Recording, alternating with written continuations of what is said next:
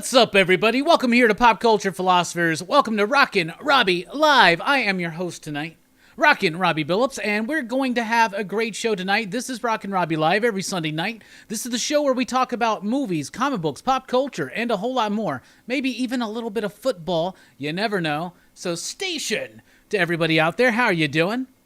Lots of cool people already in the chat pre-gaming. We got Jesse say, what? What's up, buddy? We got Albert. We got Tacky. We got Joram. We got Don.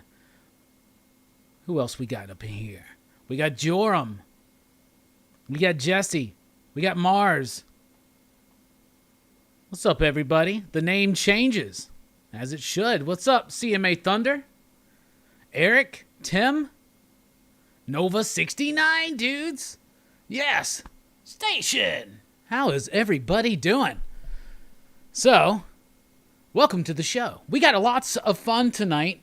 We got comic book chat. We'll be talking about our favorite comic books of last week. We'll be looking ahead at what's coming up this week, including the DC sneak peek, which we didn't have last week, but we have it this week. We'll even be doing there were a lot of solicitations announced over the last week, and I didn't do the weekly pop culture wrap-up, so we're going to be kind of going over that tonight as well. We'll be talking about what if, or should I say we'll be pondering the question, what if we talked about what if? I'll be reviewing a movie that's almost 20 years old that is probably one of the best films I have ever seen. Holy cow. We'll be sharing our top 5 movies of 1992. And I made sure not to try to forget anything tonight, so we'll see what happens. And then, of course, a whole lot more. Even though we got a grand plan, this show is driven, fueled, if you will, by your questions, your thoughts, your comments, your concerns. Get them in right now. What do you want to talk about here on Rockin Robbie Live? I will say this, though. You should follow Pop Culture Philosophers on Facebook and on Instagram. And if you're on Facebook, you might as well join the PCP Army. It's the official Pop Culture Philosophers Facebook group. You can also follow me over at Twitter at the Rockin Robbie. You can check out our website at popculturephilosophers.com. And you can support the channel over at patreon.com/PCP. Like these fine PCP patrons right there. And we got a couple new names on the list, so thank you very much, Brian, and thank you very much, Jim. We really, really do appreciate the support. Anyway, you can also support with Super Chat tonight, which triggers a Joker video, gets us closer to opening up either an Ultra Magnus or a Grimlock, and all that jazz. We got a fun show tonight, so I'm excited to hang out with y'all, but I do got just a little bit of announcements. How are y'all? By the way, you made it through another week. Station. Here's a question. Did your NFL team win? Did your college football team win this week? Did you lose? What happened? War Eagle? Maybe not. But something magical happened today. But before we get into that, catch me tomorrow night over at The Experience on YouTube. There is a link in the description below. I will be joined by Rex and company from Dynamic Forces. We'll be selling some comics.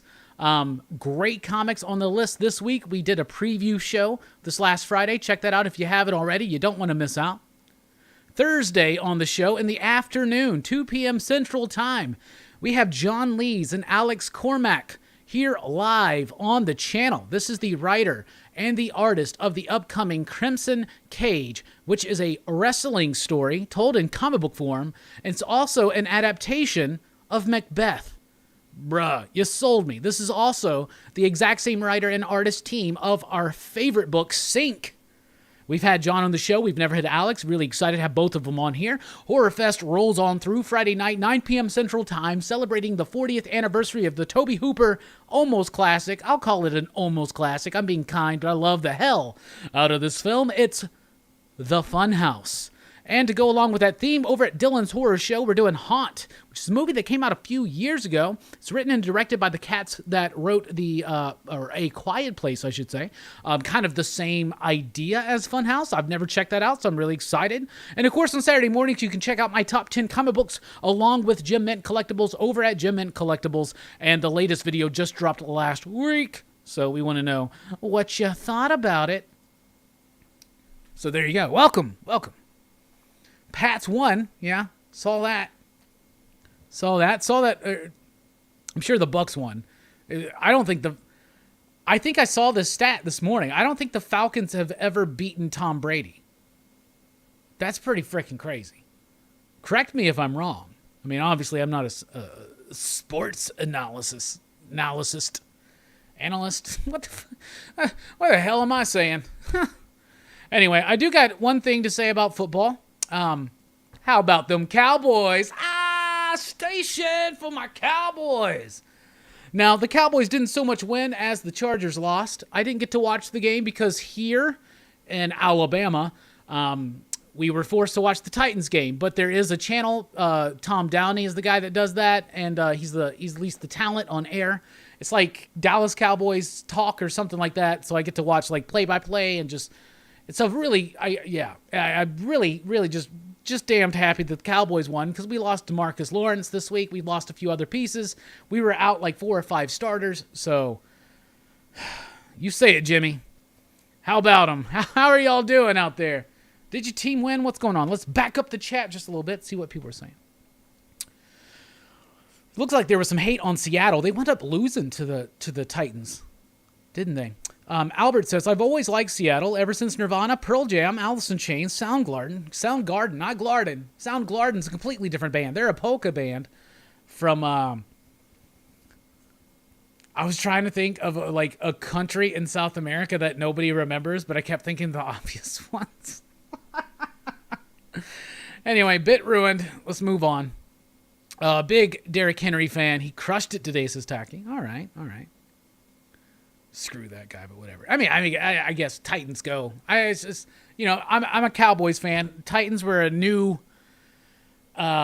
newish team, and a lot of people here like the Titans because it was never good being a Falcons fan around here. But I just decided to stick with the Cowboys. CMA Thunder says, the thunder rolls and the lightning strikes. No, he doesn't say that actually. It's just his name reminds me of that for some reason every time. He says, of course my Vikings still suck. Hey, and Don's here long enough to actually catch me live. Thank you, buddy. Hey, we got Mark in the house in the middle of the night eating some fish and chips and some teas and crumpets. Anyway, CTA Frank Station, my man. Shang-Chi was so bad. I didn't like it. I'll tell you that. I didn't like it.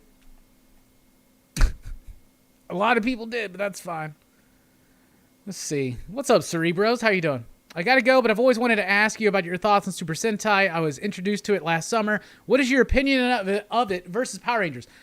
It's exceptionally better than Power Rangers. In fact, I've been a Power Rangers fan throughout most of my preteen into adult life. Let's just say that, right? And my Power Rangers fandom has waned over time. But my Super Sentai fandom, like when I got into Super Sentai, that was when I was like, wow. And that's actually when I started getting really hardcore into buying the toys up, right? And now, of course, everybody knows I've been purging some of that collection, selling a lot of my Rangers and Sentai merchandise to make room for other things and, let the hobby fund itself, as one might say. But it's Super Sentai's way better. Like Gokaiger's my favorite Sentai I've ever watched. I also have a really special place in my heart to Go Busters. I've watched a little bit of classic stuff, Ranger, obviously, Dai Ranger, Kaku Ranger. I've watched a lot of them.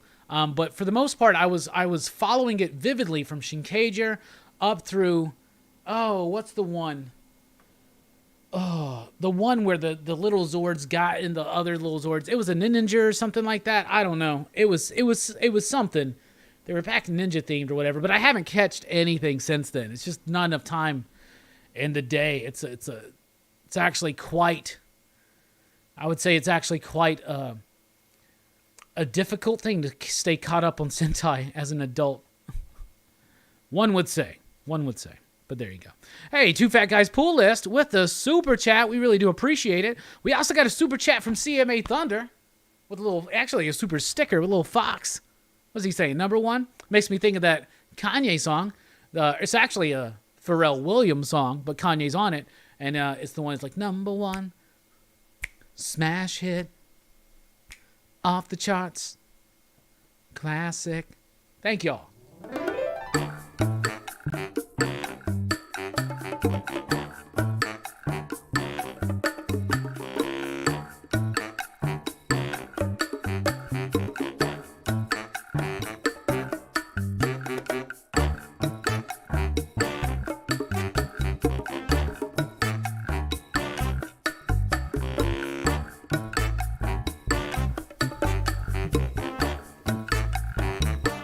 Hey, everybody sing. Let me tell you about this little man I know. His name is Hellboy. He was sent to the earth some long time ago to save and or destroy. Brought to this earth by Rasputin, son of a demon and a nun who had sex with the demon, but was raised by Professor Broom. Now he fights evil and monsters. Shit. And he fights with a man who's a fish named Abe. Now he fights with a fire starter named Liz, and an ectoplasmic mess named Johann. PPRT.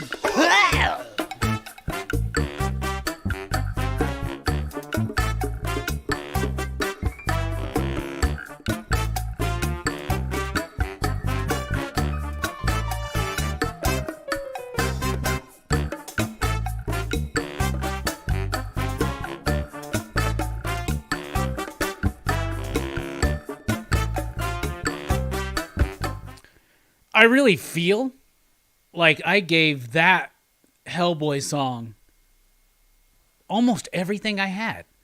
And now Don Daly with another super chat. Don, thank you so much. Station, we're now 20 away from the goal.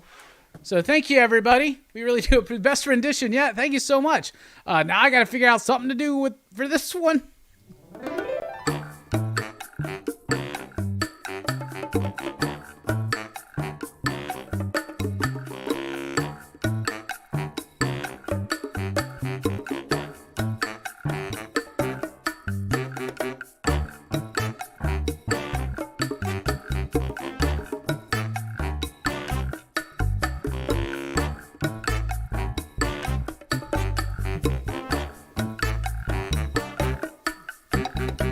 Let me tell you about this little man I know. His name is Venom. Venom was this man introduced in the late 80s and the early 90s.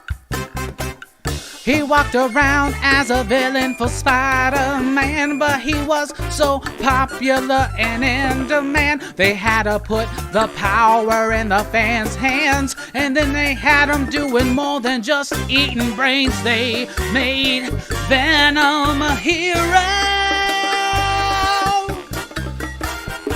though he did like to eat, say, lemon too. But Venom did all the right things. Stopped eating brains and started making those chains. Hey, huh, wow.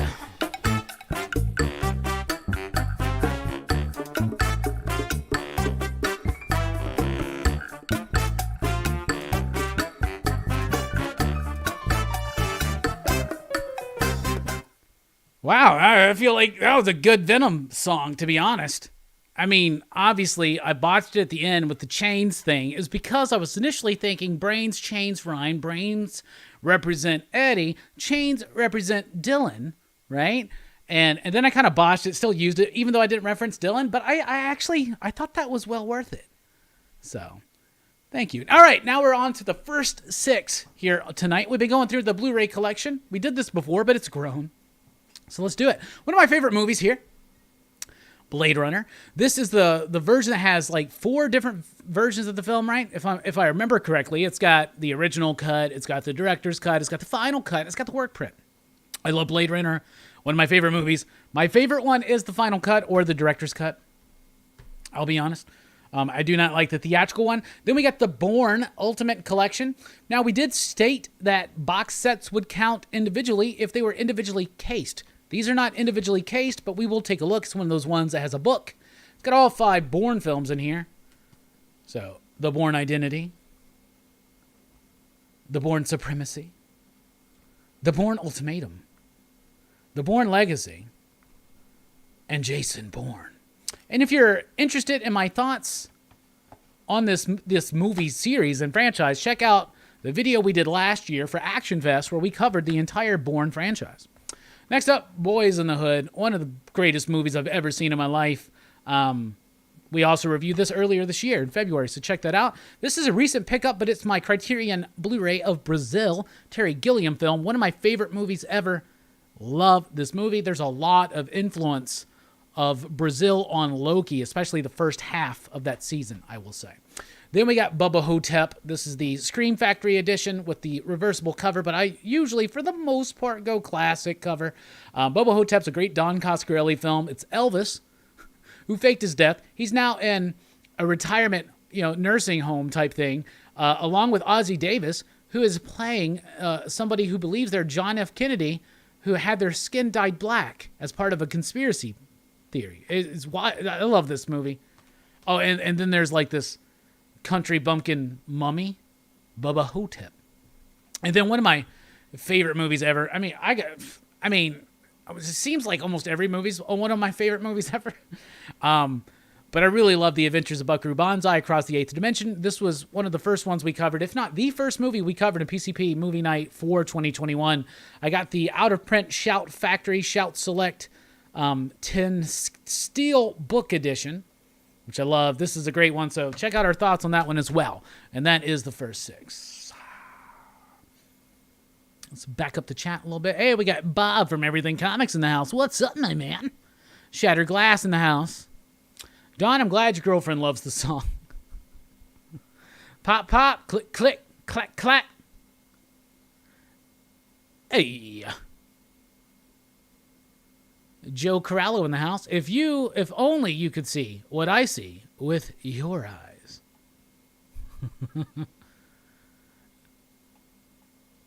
What's up, Joe? Watched you and Eric on Purchase Show Friday night. Great show. It's a great show. Always check out Joe on Friday nights over at Comics.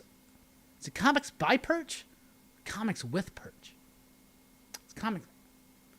I don't know. Check them out over there. Comics by Perch, right? Who knows? Anyway, love watching that show. Did you see they are re-releasing the Universal Monster movies back in theaters this October? October 2nd is Dracula and Frankenstein. October 30th is Invisible Man and Wolfman. Yeah, I did see that, and it pisses me off because I work on Saturdays. And at my local theater, they're only playing in the afternoon. Afternoon? Like, I want to go watch fucking Dracula and Frankenstein in the afternoon. I mean, honestly, I do. But, you can't have a night show, too? Come on. I've seen Frankenstein and Bride on the big screen for a TCM Fathom event that they did years ago, double feature. I've never seen Dracula. I've never seen Invisible Man. Never seen Wolfman. So I would love to do it, but the only by Perch. Comics by Perch. There you go. So I'm jealous. I really do want to go. I'm like, can I actually honestly, because I'm taking most of a week off in October anyway to go to Scarefest. So I was like, can I really justify skipping out on 2 October Saturdays just to go watch these movies that I could easily watch at home? I want to, though. Trust me. I do. I can just go watch them at my homie John's house. It's basically like a movie theater there. Hey, Bread's in the house. What's up? What's up, Billy? Bruh, I have not been hitting the deadlifts, right? But I have been hitting them red lifts, talking about some Frankenberry. Okay? I've been lifting some Frankenberry cereal into my gullet. But I've heard that you've been hitting them not just them deadlifts, but you've been doing those bilateral squats. It's interesting. And everybody, real quick, me and Billy had a falling out, so I just want to get this out of the air. Like, I'm sorry for my behavior in the Oliver Twist production, okay? I really am. But I do want to congratulate you on 125 years of theater production as a director, as a set designer, as a writer, as a performer. Billy never really performs on stage like as a star. He doesn't want to like diminish other people's talents and abilities. But when the shit hits the fan, you can count on Billy to like handle it. You get what I'm saying? I thought it was amazing the way that you jumped in when Candace got sick and she couldn't play Mrs. Lovitz in the like this was before my time, but when you guys were doing Sweeney Todd, right? And you jumped in to play Miss Lovitz in the second act. I thought that was brilliant, bro. So everybody, give a station out for Billy. In fact, let's have an official station identification.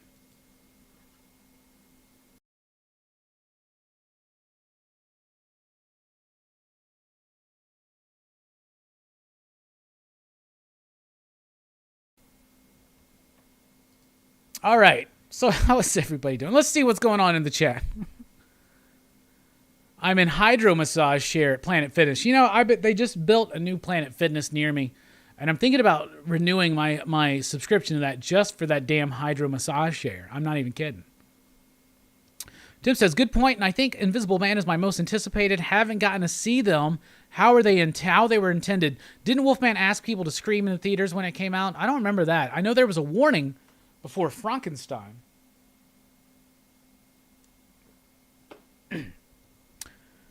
The retro Justice League figures you have over your left shoulder are beautiful.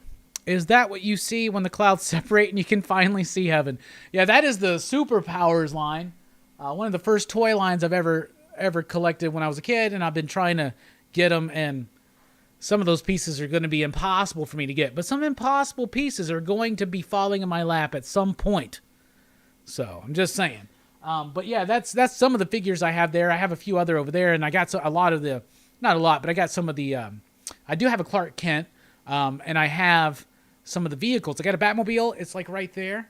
I got the Supermobile. I got the Lexor 7. That's one of my favorite ones. I'm still looking for a Darkseid Destroyer. Justice Probe or Delta Probe or whatever it's called. That's coming soon. Justice Jogger I don't have. And I don't have the Calabac Boulder Cannon or whatever. But yeah, they're dope. I love them. It'd be cool to have the theaters do a double feature that lasts most of the day like they did in the 30s and 40s. Yes, it would. Not that I remember the 30s and the 40s. But what you hear from people like Joe Dante, who I don't even think remembers the 30s and the 40s, probably. At least not at this point.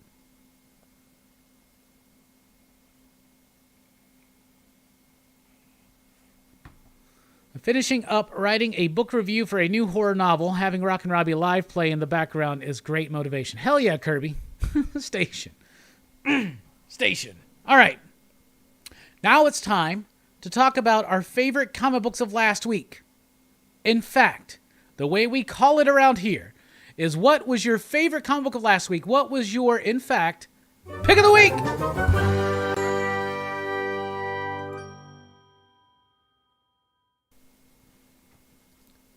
My pick of the week was this big daddy right here. Primordial, #1. From Jeff Lemire, Andrea Sorrentino, Dave Stewart's, and I'm pretty sure it's Steve Wan's. But let me just double check. Yes, it's Steve Wan's. Lettering and design. This book's amazing. I describe it... A simple way to describe it is kind of like We 3 meets 2001: A Space Odyssey. The artwork is amazing. So it's Lemire, it's Sorrentino. They've worked together before, Gideon Falls most notably. So it's got that sense of composition and design and ethereal mystery that you expect from this team. And the book is amazing. So it deals with the space race between the Soviet Union and America, the United States, right? And so Abel and Baker were two monkeys that the U.S. sent up into space. Laika was a dog that the Russians sent up into space, and they both proved that we could have living beings out in space, and it helped further progress the space race. But what happens in a world where they die? Right? And that's what this is. The space race halts. For some reason, Russia and the United States, the Soviet Union and the United States just completely stop the space race. They stop exploring. So this dude's in there trying to clean up, trying to figure out some stuff. He stumbles upon this mystery. In fact, Abel Baker and Laika didn't actually die. They were somehow, they experienced, I'm just going to go ahead, and I haven't read any further issue than one. I'm just going to go ahead and say this. They had some kind of ultra-terrestrial contact out there, okay? They contacted something, and it did something to them. Slight spoilers, because we don't really find out much here, but it takes them, and it maybe even evolves them. There's something that's happening. This book was freaking magnificent. I've heard other people, I think Verno said this, not a lot happens in the first issue, but it didn't need to. You know, I think Jim said the same thing. Not a lot happened in the first issue, but not a lot had to happen because of the striking color work, the amazing design, the brilliant panel layout and composition, the way the story's told through the artwork, the way that the story is written. You have a character that is relatable and understandable what this situation is, but then you have this mystery. And if you're into the space race, if you're into the history of NASA and the cosmonauts and all that kind of stuff and these space animals, you will really, really like this book. I thought this book was absolutely amazing. I thought it was a solid week. There were some solid books out there, but this was easily the pick of the week. So much so that Jim Mint changed his pick of the week between his weekly New Comic Book Day review and the top 10 that we did. So right now, I want to know, what did you think of Primordial #1? And what was your favorite comic book of the week? In fact, what was your pick of the week?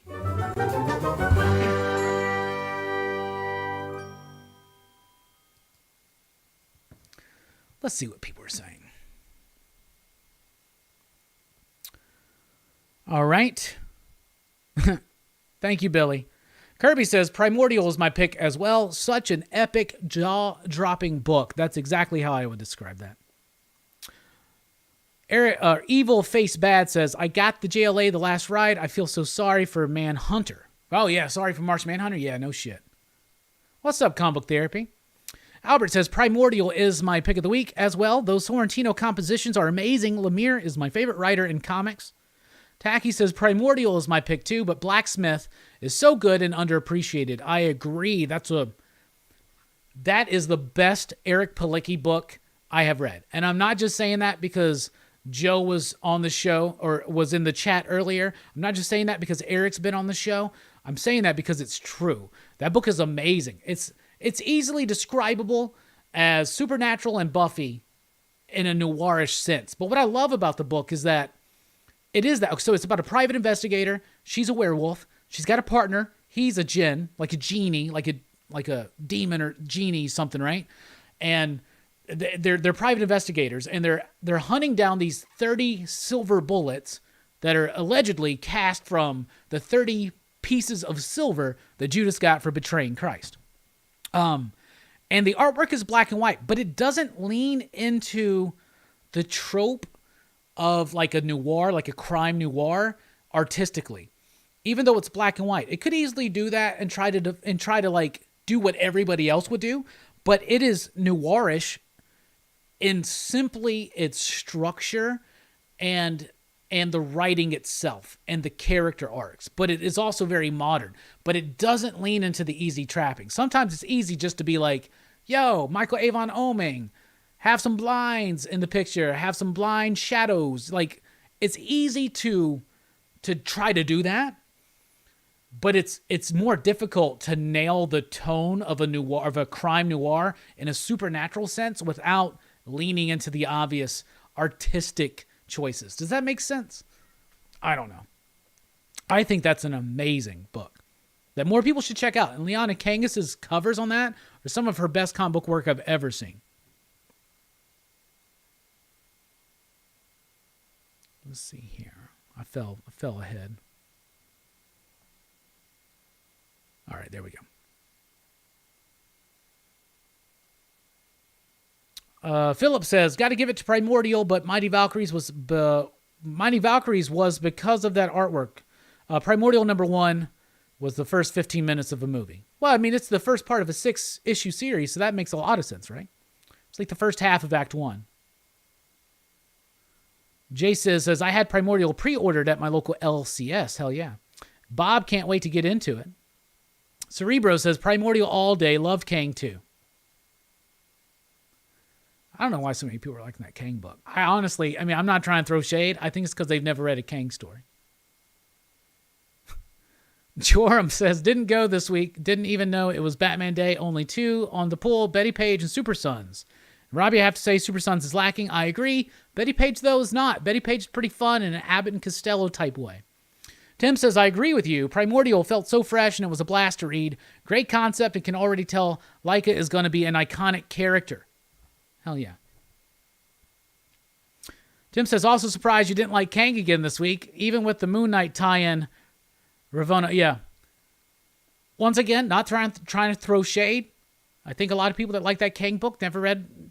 If you don't have a lot of experience with Kang, I get it. I don't even know how to say that without sounding like a dick. Did he just? Nah, okay.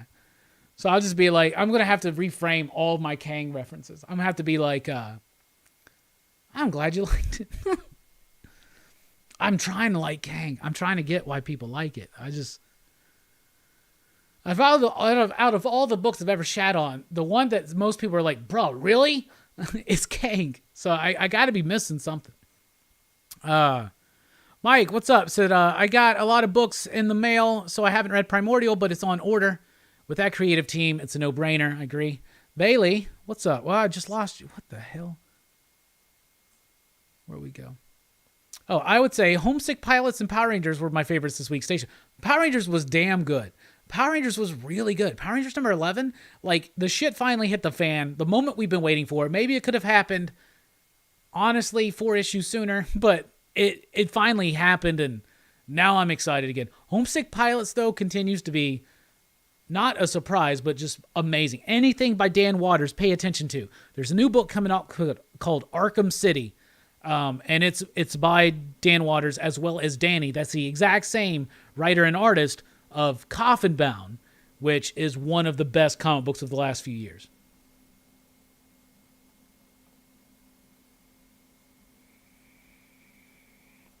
Albert says Homesick Pilots was great. Is great, actually. Jason says, definitely my pick of the week. Been waiting on it. It didn't disappoint. Trade Paper Dad, what's up? I get my books a month behind, so my pick is Good Asian 4. I dropped out. I think I missed one week. It was like shorted or something. I just haven't checked it out. Black Widow and Titans United Comic Book Therapy. Love those. I didn't really like those, but I'm glad you did. See, that's how I should handle the Kang thing. But the thing is, that was sincere. There is something inside of me that doesn't like the fact that people like Kang. Because I keep trying to tell people, no, you need to read Avengers Forever if you want a good Kang story. You need to read some of the old school stuff. Read some of the Englehart stuff from back in the day. I was not banging on Oeming at all. I love Michael Avon Oeming. Maybe I was banging on some writers that work with Oeming that sometimes the only way that they can truly get a noir feel is to have it very obviously done artistically. Does that make sense? Tim says, also, I've never read a Kang story. Hell yeah. When's the picture of everything else coming back? I don't know, JT, but when you find out, let me fucking know, please. Jesus Christ. Jesus Christ. Hey, what's up, Elliot? What X-Men runs do you suggest reading? Claremont, Cockrum. Claremont, Byrne. Who was after Byrne? It wasn't Smith yet. Who was after Byrne? Anyway, Claremont. Let's just say that. Claremont. Read Claremont X-Men. Read, I would suggest, Grant Morrison's New X-Men. I really, really like that run. New X-Men's probably my favorite run of X-Men. Then the Claremont stuff. And then, honestly, I don't know what to tell you, bruh. Y'all throw some recommendations for X-Men runs. I'm about to be diving into some Kirby. So I've never read much of the Kirby. I mean, I know it's whatever. It's the early days. Whatever. That aside from the point. There's got to be more. I like Age of Apocalypse. I like the Onslaught era. I really think Joe Kelly and Steven Seagal have a very underappreciated run on the X-Men books. Joe Kelly did X-Men, and Steven T. Seagal, did Uncanny X-Men. Chris Bocciolo on the artwork, Carlos Pacheco a little bit. I think that's a really undervalued and underappreciated run of X-Men. But editorial fought with them, and then they brought in Alan Davis, and then it led to some bullshit like the Magneto War and the 12 and shit like that. I also am a fan of this brief time where Claremont came back to the X-Men pre-Morrison and took over both of the titles. And I don't know why, because it's really convoluted and it makes no sense, but for some reason, this is shortly after the death. This is right after the 12, so it's after the death of Cyclops. But I actually kind of like that run. Lionel Francis Yu, and I think it was Adam Kubert were on those runs. So there you go.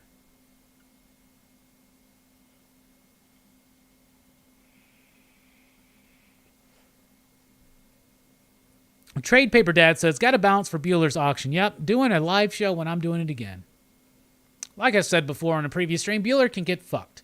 But what I mean is, I really mean that in a sincere way. I hope that when he's out there on the Bueller bus, it becomes the Shaggin' Wagon.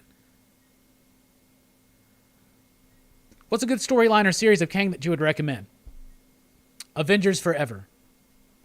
Read Avengers Forever. It's not solely, I would say, Kang-centric, but you come out of Avengers and you understand the Kang and Mortis shit so much. There's a Kurt Busiek run at the very tail end of Kurt Busiek's Avengers run, which I think is brilliant. Maybe brilliant's the wrong word. I think parts of it are brilliant. I really like his run. At the end of it, I can't remember the artist's name. Starts with a K. Kyron Dwyer, something like that. There's a book, and you can get it in trade paperback form. I don't know if it's in print, so it may be difficult to find, but it's called The Kang Dynasty, I think, by Kurt Busiek. And I think like Kyron Dwyer or something like that. I really, really like that one. But I would say Avengers Forever is what you need to read to understand Avengers history. I read that book in like 98, 99 when it came out. It's Carlos Pacheco and Kurt Busiek. I was not well-versed in Avengers lore and mythology, and I came out of that feeling like I was an Avengers expert. Does that make sense? So is Bendis going on to Batman now? That's all rumor right now. It's all spinning out of a tweet that he did or an Instagram post where he put up Michael Keaton's image and said things change. So people think that maybe Bendis is coming in after Josh Williamson, because it feels like Josh Williamson's maybe doing like just kind of what Tynion was initially tasked to do, which is just kind of a fill-in arc, to do a story and then let the new writer come in. Bendis, I think, would have been a good fit for Batman when he first came in. Him and Alex Maleev, I think, would work better on a detective comics, but I don't trust Bendis at DC, working with DC characters at all. He hasn't proven to me that he can do it. Well, Batman Universe was good. I liked Batman Universe. That being said, I don't think so. I think, DC's page rates are lower, and I don't think Bendis is wanting to do that route. I think he's going, and I don't think Marvel wants him back. I think Bendis is, then again, he's promised that he's doing the next Legion stuff. I don't know, man. I really don't know. I hope not, but at the same time, I don't know. I think Bendis is firmly attached to doing, and I think what he should do is refocus in on creator-owned stuff for a while. Anyway, Trade Paper Dad, hope you get something good over at Bueller's auction. I'm just always teasing when it comes to Bueller, man. Rob, are you still reading that Texas Blood? No, it's too up and down for me. It's too up and down for me. I'm going to have to trade weight it. We'll have to see. Mahomes is unbelievable. I just saw was that the second touchdown? It's in front of me, but I haven't been paying attention. I'll check it out when the commercial ends. Tim says, did y'all vote on the Comic Community Awards? I did. I hope you do too. Check them out. The CBCawards.org. Vote for PCP if your heart so inclines. He does have a new book coming out from Dark Horse, so that's something to look out for. That being said, I don't feel like Bendis wants to be done at DC.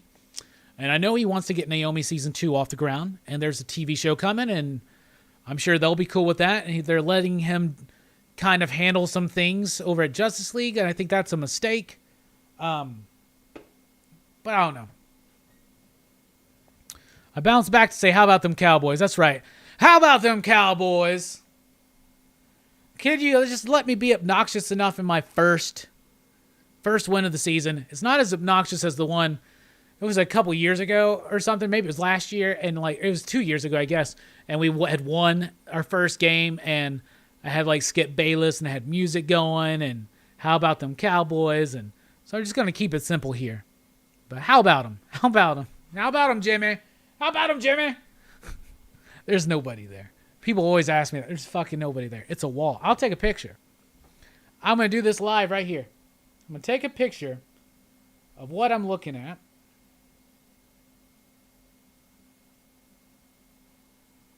And I'm going to post it on Instagram. So when I look over, boom. So I'm about to post that on Instagram.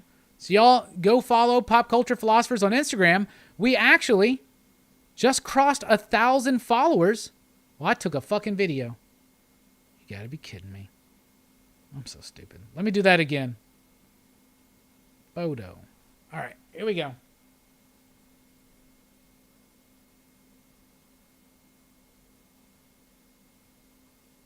We'll call this photo, I won't say it on Instagram, but we'll call it, did he just say making fuck? So I'm about to post this on Instagram. This is what I'm looking at. Because I get this question all the time. So we're going to do it. But anyway, what was I fucking saying? No tags or nothing. I'm just going to post it. Bam. Posted. There you go. Oh, yeah. We just hit 1,000 followers on Instagram. How freaking cool is that? So most people that say, if you didn't watch Rockin Robbie live tonight, these people are going to just get this random photo. They're going to think it was a mistake or something of a fucking wall. But whatever. Hey, what's up, Jennifer? From Comics Will Break Your Heart. By the way, just released today, the new Verno's podcast, now videocast, which I love the switch to YouTube, bruh. Jennifer's on there talking about the best comic, their favorite comics of the week. Haven't gotten to watch it yet. Looking forward to it, though. Hey, Marvin's in the house. This man knows more about the Rambo NES game than anybody I fucking know. I am serious as shit, bruh. We get another super chat. And by the way, what do we have? We had...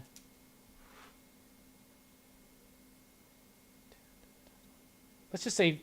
I think I marked down... Let's just say 15 to go. We get another super chat, and I'll throw it up, and we'll do the Rambo bit just for Marvin. Expert at the Rambo NES game.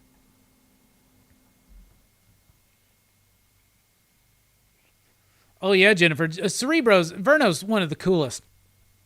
I may be giving him a holler about the monthly review this month. Bob says, Cowboys did great missing 5 of their starters. Way to go, team. Yeah, also, way to go, Chargers, getting, like, fucking penalties out of the ass. How about them? How about them?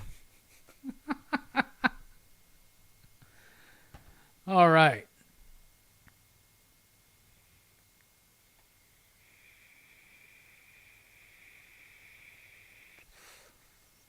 Oh, you're welcome, Verno.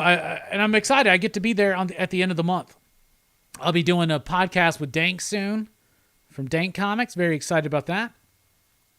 All right, we're about to take a look at what's coming up in shops this Wednesday or Tuesday. We're actually this Wednesday because the Tuesday books we'll talk about later. But if you really always want to know, the best way to do it is to check out Comics with Bueller on Wednesday mornings, where he releases his preview video for the following new comic book day. So you get it a week early. He shows as many covers as he can. It's a great show. Bueller's a good dude, and he's slinging some comics right now. So if you're interested in selling and buying some comics, go check out Bueller right now and catch us on the replay, because you can't buy his auctions on the replay. But we're about to look at what's coming up in shops this week. As I go through the list, start thinking about what are you most excited for. We'll start with Image. We got Chew number 8, Frontiersman number 1, which is solicited as kind of like Green Arrow coming out of retirement type thing. We got the Gideon Falls Deluxe Hardcover Volume 1. You know all about that. Philadelphia number 17, King Spawn number 2, Sweet Paprika number 3. Already? Wow. Nice. I've been liking that book. Let's see, what else we got? Old Guard, Tales Through Time, number 6. That's the final issue of that miniseries. We got Ordinary Gods with some second printings, as well as Radiant Black, number 8, out this week. Second Chances, number 2. Saint Mercy, number 2. Stillwater, issue number 10. Summoner's War Legacy, number 6. And Siphon, number 3. That's the final issue. And Vinyl, number 4. From Dark Horse Comics, we got Black Hammer Visions, number 8, the final issue. We got Killer Queens, number 2, David Boer, as well as, I believe, Joe Corallo, and some others are going to be over at the Tomorrow Show this Wednesday night, so check out that. I may have to drop in, just say what's up. I think I got a busy Wednesday night, but I think I just need to say what's up to Joe. And I've never met David, so I just want to say, what's up, David? You should come on our channel sometime. Station. Manny, you're doing a great job. Norse Mythology 2, number 4, is out this week. Tales from Harrow County, Fairfolk, number 3. From IDW, some big news about IDW we'll be talking about. G.I. Joe, Real American Hero, 286. Marvel Action Spider-Man, number 5. By the way, IDW has lost the Marvel Action line, ending in December. Star Wars Adventures, Ghost of Vader's Castle, number 1. Pretty sure they're going to be losing the Star Wars license, too. Teenage Mutant Ninja Turtles, The Last Ronin, number 4. It's finally freaking coming out. Can you believe that? Transformers, number 35. They're more than meets the eye. And Transformers Beast Wars, number 8. From Marvel, we have Alien, number 7. Should I? Let me know in the chat. Should I read Alien this week, or should I just trust my gut and not read it? Let me know what you think. Death of Doctor Strange, number 1, is this week. We'll see what happens. It's Jed McKay. I just recently have been reading Black Cat, and I like it. So, yeah, man. 14-7. Chiefs. Fantastic Four, 36. Wow, already? Wow. Guess they were just waiting on Ramita to finish that giant-ass issue. Gamma Flight, number 4. Guardians of the Galaxy, 18. Miles, nope. That's a reprint. Moon Knight, number 3. Excited for that one. Reptile, number 4. Star Wars Bounty Hunters, number 16. Symbiote Spider-Man Crossroads, number 3. United States Captain America, number 4. X-Corp, number 5. X-Men, number 3. X-Men Legends, number 7. And X-Men Onslaught Revelation, number 1. From Dynamite, we have Barbarella, number 3. If you watched Perch's Friday Night Show, when they show the Dynamite covers and Eric Palicki's reaction, that's like the funniest fucking thing I've seen on YouTube in a long time. For real. Dynamite Lives, number 4. And then we've got Red Sonja, Black, White, and Red, number 3. And Vampirella, number 24. You get caught up on that so I can start reading the new one. Boom Studios, Dark Blood, number 3. Dune, House Atreides, number 10. Eat the Rich, number 2. Good Luck, number 4. Once and Future, number 20. And that's from them. And then from some of the other publishers, what do we got? Going down the list, what's going to see? I don't really see anything extra. What, no Scout, no Source Point, no Aftershock? That's weird. All right, well, I don't see anything else, at least on the Previews World list. Oh, J-Strick just sent me a picture. Looks like J-Strick just picked up Texas Chainsaw Massacre, Black Christmas, Day of the Dead, Night of the Comet. Bruh, had those. Had those. What are you looking forward to? For me, Moon Knight. Looking forward to Moon Knight there. Yeah. It doesn't seem like that. I mean, Once and Future, there's some decent books in there. Cerebro says, most excited about Supergirl number 4, Moon Knight number 3, and Eat the Rich number 2. Twitch says, read Alien. Interested to see how things go as the aliens get to Earth via Kitty. And yeah, you should definitely read Alien, says Cerebros. What is that Instagram post all about? When I go, did he just say making fuck? And people always ask me if I'm actually talking to someone. That's when I look this way, that's what I see. Did you honestly come in from that? That would be great.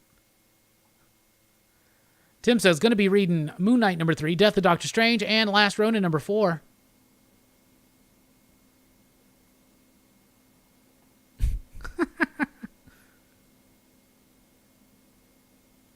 Want some future, Jorm says. Fun stuff. Officially Unofficial Geek is in the house. Most excited for King Spawn, Catwoman, and Nightwing. I've read Nightwing and Catwoman. In fact, when we get back from break, I'll be doing the DC Comics sneak peek.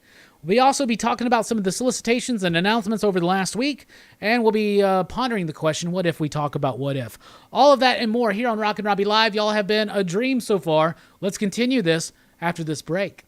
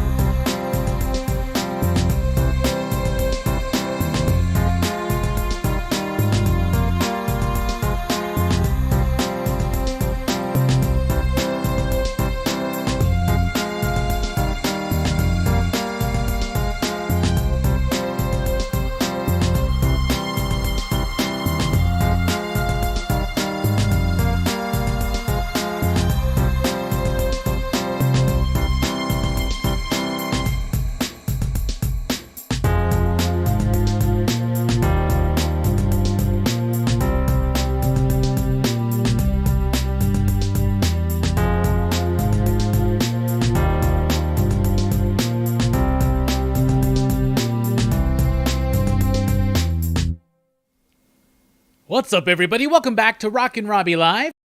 Here on a Sunday night, we've already had a great show. Lots of fun, lots of Hellboy songs and singings, talking about football, commiseration, victory, talking about comic books, our favorites of last week, looking ahead at what's coming up this week. In fact, we'll be continuing looking ahead at what's coming up this week. In this hour, we'll be doing the DC Comics sneak peek. We'll be doing a live version of the weekly pop culture wrap-up. Let's just call it that. We'll be talking about some of the news over the week. And we'll be pondering the question, what if we talk about what if? So, there you go. How about them Patriots, says JT. So, there you go. Hey, Big Herm in the house. Big Herm Station. So I will say that you should follow Pop Culture Philosophers on Facebook and on Instagram. And if you're on Facebook, you might as well join the PCP Army. It's the official Pop Culture Philosophers Facebook group. You can follow me over at Twitter at the Rockin Robbie. You can find podcasts more at popculturephilosophers.com. And you can support the channel with a super chat or over at patreon.com/PCP, like these fine PCP patron patriots right there. And of course, a super chat triggers a Joker video. We're $15 away from opening up one of these two Transformers. Y'all will get to pick Grimlock or Ultra Magnus. I have a feeling I know what will win if we hit the goal. So anyway, I do just want to make a couple of announcements. Check me out every week over at Jim Mint Collectibles as we talk about our top 10 comic books of the week. The latest episode dropped yesterday, so you don't want to miss that. But tomorrow night, do not miss me at 5 p.m. Central Time over at The Experience. There's a link to the channel in the description below.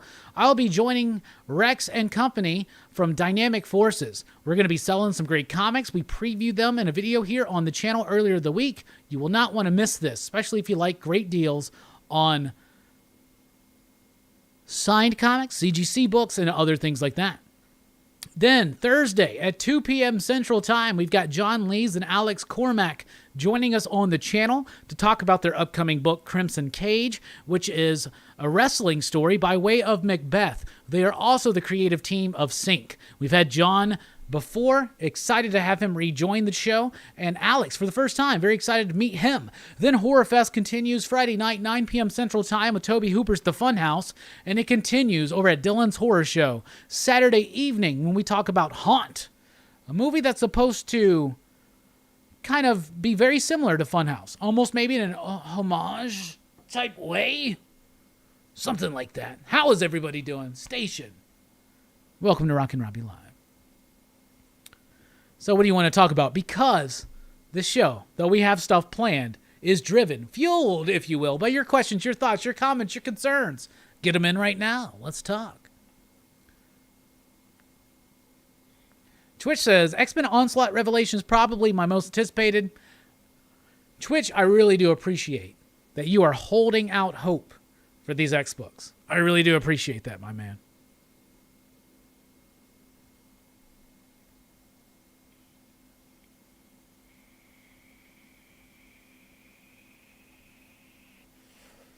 Who is JT? Is this even real? Is this real? Is this real? No. All right, you made it through another week. You made it through another hour. Everybody, station, drinks up. Got the Chiefs and the Ravens on in front of me. 14-7, second quarter. Good day of football. Did your team lose? Did your team win? Let us know. What's up, Philip?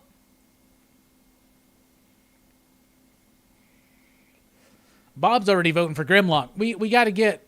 We haven't even hit the goal yet. Bob, I'll be talking about what I know you want me to talk about at the beginning of the next segment, just so you know. Yeah, that's a good question. Is real even real? Herm, I don't know. I don't even know if what we would consider real is in fact real. Because if reality is real, or if it isn't, let's say reality is not real, then real is not real. So is this real? And is real real? Because if real is not in fact real, then the word real is not real. Like, you're blowing my mind here, bro. Blowing my mind right here. When we gonna get the backlog bros in here on a Teen Dog Shades night?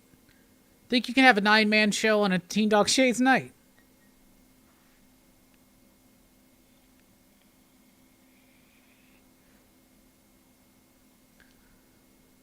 Bread68 says RTR. That's all I'll allow.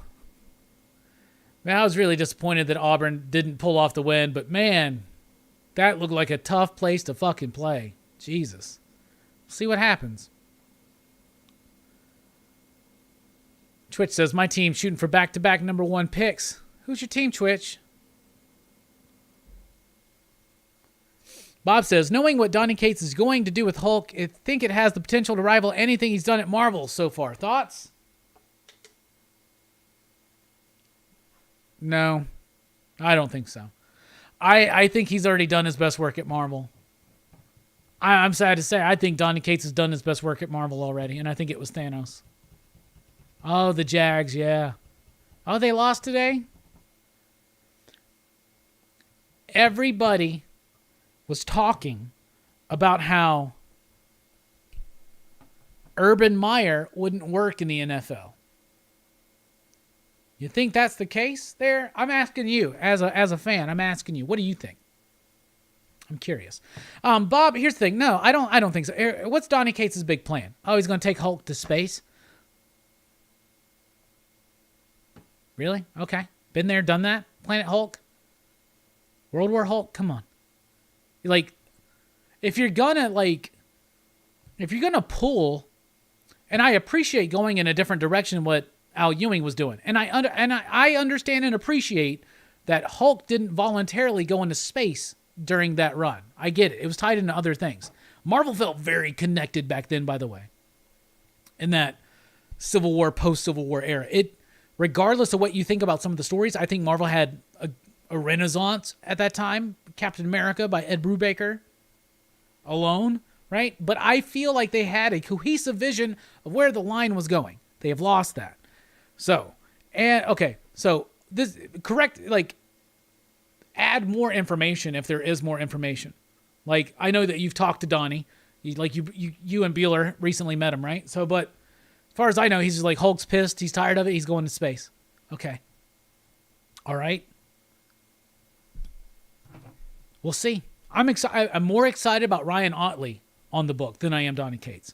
And I'm not trying to be the dude that's like anti-Donny Cates. I like Donny Cates. And I think he's done good work at Marvel. And when I said that, I think he's already done his best work at Marvel. I wasn't trying to say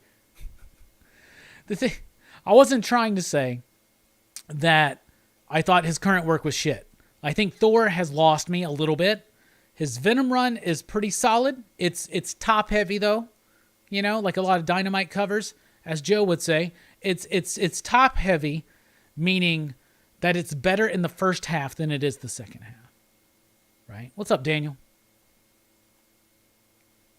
Ain't no one can win with that sorry excuse for an O-line. Glad I'm not the one with the biggest problems on O-line right now. Jags ownership spending that money on wrestling.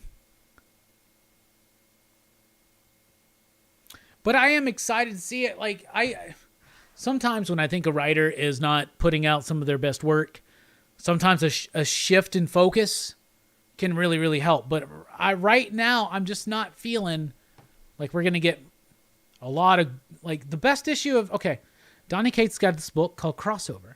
The best issue of that's not written by Donny Cates. I like Donny Cates, though.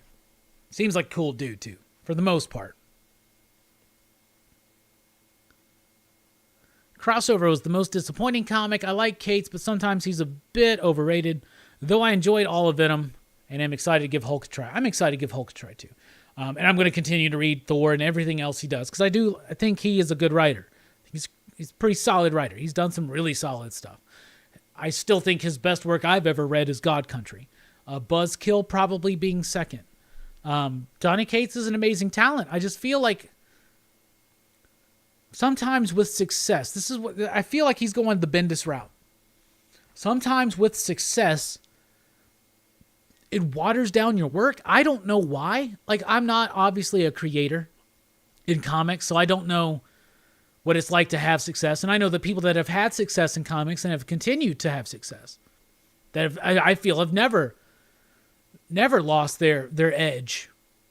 People like Grant Morrison, people like Peter Milligan, people like Warren Ellis, Yeah, those Jonathan Hickman, Ed Brubaker, Brian K. Vaughan. I feel like some of the, but even they have work that's not the best, but sometimes you get really popular at Marvel, you get really successful, and I think you're just turning in a paycheck. You know what I'm saying? I don't know. I have faith in his Thor run. Bendis is over. That's why I was saying earlier that I think Bendis should go hard into Dark Horse right now. Dark Horse needs a savior. They got Mignola still on board. They've lost a lot of their licenses. They're trying to rework with what they got. They got Witcher. They got Mignola. They got Bendis Jinx World stuff now. And by the way, I think there's a lot of people that jump into the industry over the last 10 to 15 years that don't know how good Bendis was in the 90s and early 2000s. Bendis was freaking amazing in the 90s. Read the first volume of Powers, but in particular, read Torso, read Jinx, read Goldfish. Those books are fucking phenomenal, man, as Dylan would say.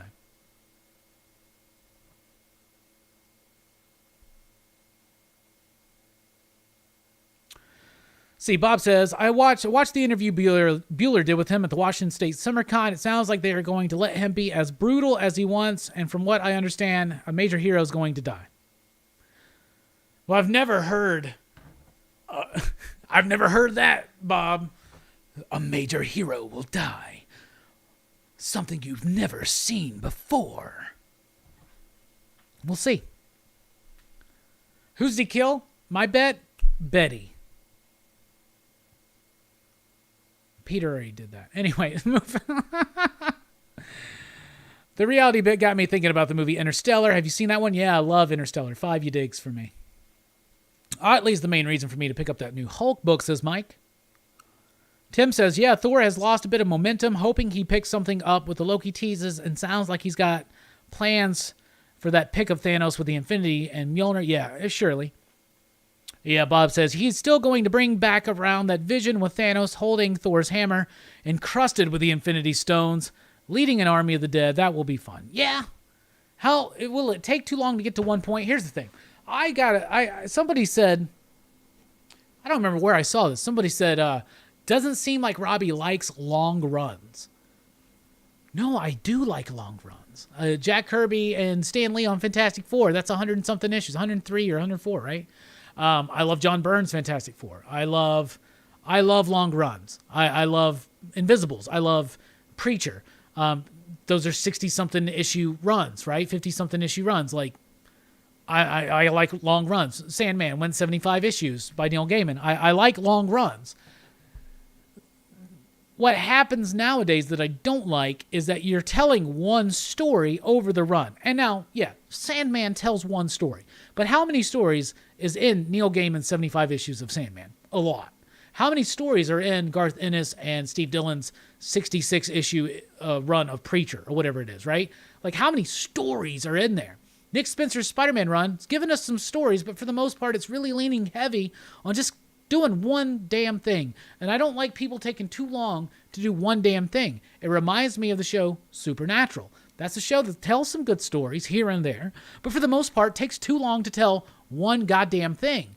There is a delicate way to tell a long run with a long ongoing story with satisfying arcs for all and still make it feel like a monthly comic book that's worth investing in, and not just something that's easy to say, I'll trade weight that. That's what books like Preacher and Sandman did. That's what runs like, the David Michelini Spider-Man stuff. I like that. There wasn't an overarching story there, and I do like overarching stories. I like long runs. East of West is a 45-issue run with a couple one-shots. Beautifully well done. Told more than one actual story. But of course, that was structured in a little bit of a different way. Anyway, I like long runs. I don't like long runs that are just doing one fucking thing. That's all. That's probably the simple way to say it. I don't like long runs that just do one thing. Let's just say that. By the Horns is now a long run by Scout Comics, and I'm excited for it. because it's giving me story. It's giving me character development. It's giving me something that I'm invested in. And it doesn't feel like it's just pulling tricks out. And it's not just doing 80 to 90 fucking issues of a goddamn run just to take away some J. Michael Straczynski stuff that you don't like. Like, I get it. That was a dumbass story, okay? Move the fuck on. Like, don't dedicate 2 fucking years, if not more. I don't know how long Spencer's been on there. Maybe longer, right? Yeah, don't dedicate years to undo some shit. Like, you could literally do that in 1 fucking issue at Marvel. Whatever. Jesus. Now I'm heated. Starman, a great long run. Told stories. You know what I'm saying? It felt episodic. It felt like that. Like, the Spencer run has been 1 fucking... Every goddamn other panel. Here's Kindred. There's a secret. Oh, fuck. Oh, is there? Thanks for fucking letting me know, Nick. I didn't know. Whatever. Peter David on Hulk and X Factor. Hell, there you go. That's a great long run.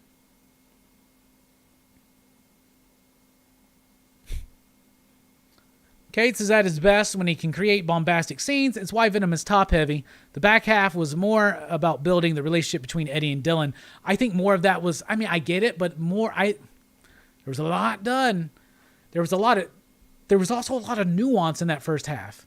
There's a lot of nuance in that first half. What's your favorite Bond movies? Somebody asked if I was excited for the new Bond film. Of course. Favorite Bond movies? We're finally about to be bringing the podcast back not too long from now. I have a plan, and it's going to happen, goddammit. When we come back, we're doing the Bond cast. But, so I don't want to spoil too much. And I haven't really thought about it in years. But I will say my favorite Bond movies off the top of my head would be Goldfinger. It's obvious. On Her Majesty's Secret Service. The Living Daylights. Live and Let Die. You Only Die Twice, or is it You Only Live Twice? That one. GoldenEye. World Is Not Enough. Quantum of Solace and Casino Royale. And Skyfall.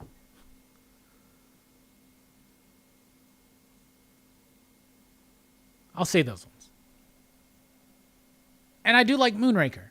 I think Moonraker is wildly misrepresented in most people's minds. But that's just me. Thank you for the question, BJ. Hey, what's up, Perry? Yeah, I'm with you, William. Long runs are fine, just not 100 issues to get to a lame point. Oh, I haven't watched Why the Last Man yet. I need to. Did you read those long runs as they came out? Sandman, I read in trade. Preacher, I got into trade until it was halfway through. Then I jumped into singles. But I have been reading comics from the 80s, right? So I've read a lot of long runs through single issues.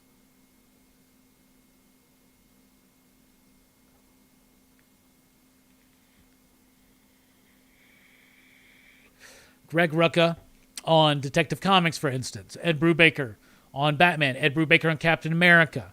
Bendis on Daredevil. Let's see. Ennis on Punisher. What else? Those are long runs that I really liked that I read as they were coming out.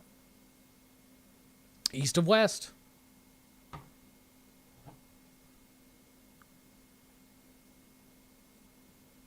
Somebody said gold member. Oh, thank you, Lucas. Rockin Robbie Live's greater than Sunday Night Football. It depends. Perry says, can't wait to watch James Bond movies. Hell yeah, bro. You better start.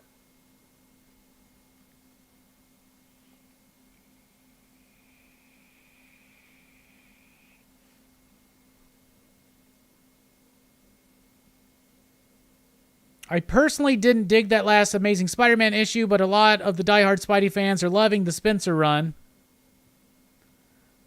And they love that the Sins Past stuff was retconned. They asked for it. I get it, but you don't need so many issues to do it, Big Herm. That's all I'm saying. You don't need so many issues to do it. In fact, Nick Spencer's done a long run I don't think it's ever finished, but he's done a long run that I was really enjoying. I don't know how it wrapped up or what's going on with it. It was Morning Glories. Morning Glories. Nick Spencer's a bit long-winded, though. He's the Rockin Robbie of Marvel comic book writers. Let's just say that. He's a bit long-winded. He's got a reputation, y'all. 62 Lefty Blue says, Todd McFarlane on Spawn is a long run. Savage Dragon by Eric Larson is also another. And, of course, Bone. Yeah. Bone. I fucking love Bone. Man, we got to do a comics revisited on Bone. Akira. I don't read a lot of manga.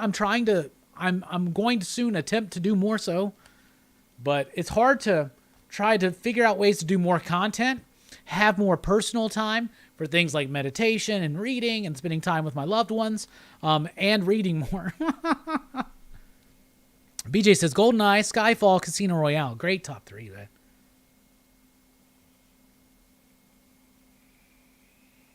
Here's the real question. What's your favorite James Bond theme song? Ooh. You think you know mine? I got a tie for 2. A tie for number 1. It's Die Another Day. Shit Bond movie. Great Bond song. I don't give a shit what anybody says. I love Madonna. That song. There are lyrics to that song on my fucking doorway leaving my bedroom. So every morning, the first thing that I visually see is the lyrics to Die Another Day. I'm not even fucking kidding. That's literally there. Let me go take a picture of it. I'm just kidding. What was I saying? Oh, and the other one is View to a Kill. I fucking love that theme song. Duran Duran. Come on. Can we dance into the fire?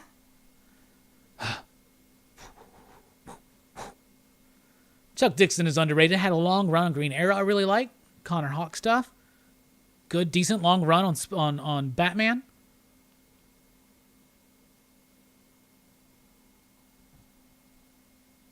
Spectre was boring. That's a long run I like. John Ostrander and Tom Mandrake on Spectre. I fucking love that run. Can we get an omnibus, DC? Somebody's got to be listening. Can we get an omnibus for Spectre? I would buy that. I don't even buy a lot of omnibuses. I want to buy a lot, but I don't because they're expensive. But I would really be down for a Spectre omnibus. What's your favorite Bond theme song, y'all? Gotham Central's a great one, too. Yeah, I forgot to mention that one. Spencer's run made me miss the Clone Saga. Well, there's just a lot of millennial nostalgia that they're, the Ravens got a touchdown. I get it. I'm a millennial, I guess. I was born in 81. I guess they call me a millennial. That's fine. I don't care. I'm not one for labels anyway. Or am I? Are labels even real? Is this real? Nobody knows. Anyway, we haven't even gotten into... Well, damn. All right, this is a good show. Dr. No, it's a good one. Good movie. It's the first one. Live and Let Die. That's a good theme song. Yeah. View to a Kill. Meeting you is a view to a kill. Assassinations. Yeah. Anyway, we used to karaoke that one every night. What was I fucking saying? Losing it. Oh yeah, but they're tweaking. They're hitting that nostalgia button, and I get it. I mean, they get me with it, but they get me with it. You know my name, says Twitch. Nice.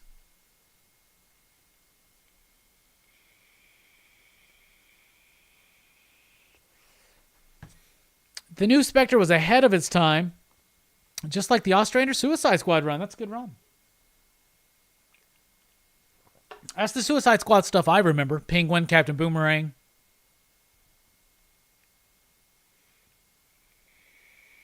I used to read that when I was a kid, though. And I have like 1 or 2 surviving issues from that era. Let the sky fall when it crumbles. Oh, Jay, I disagree. I really like the Billie Eilish song. I don't have an opinion on Billie Eilish at all. But as a Bond song, and like, I fucking love Bond music. Like, it's some of my favorite shit, okay? So like, I really, really like that song. So Jay, I'm sorry that you don't like it, but that's cool. But I fucking love it. There's just no time to die. Ah! Thunderball.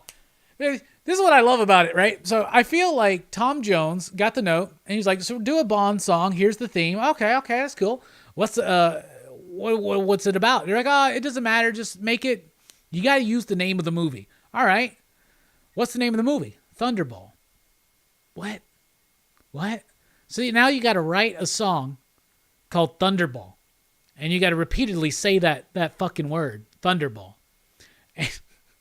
And I think Tom Jones did the best job that he could possibly do with that. I love that fucking movie. That's a good movie with the underwater shit. Thunderball's good. And he strikes like thunderball. Any woman he wants, he gets. Like, what the fuck? I love that dumbass song. I fucking love the shit out of it. All right.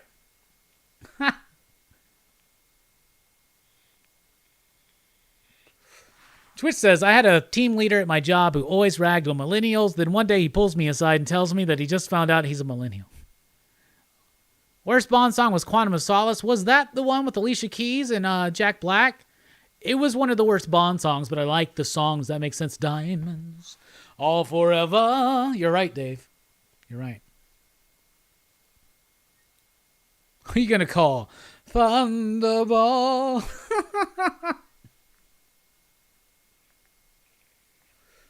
Oh, Bob from Everything Comics says, I have great memories of the Live and Let Die song. That was the first Bond movie I saw in theaters as a kid. Hell yeah, bro. Tom Jones goes hard. That's definitely a sing in the shower song.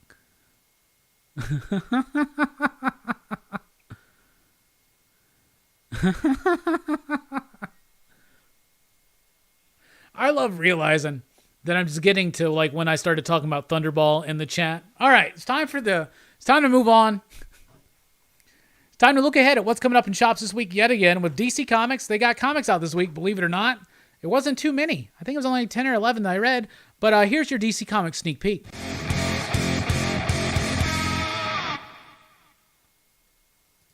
And first up, we're going to do the Batman The Adventures Continue Season 2, Issue number 4.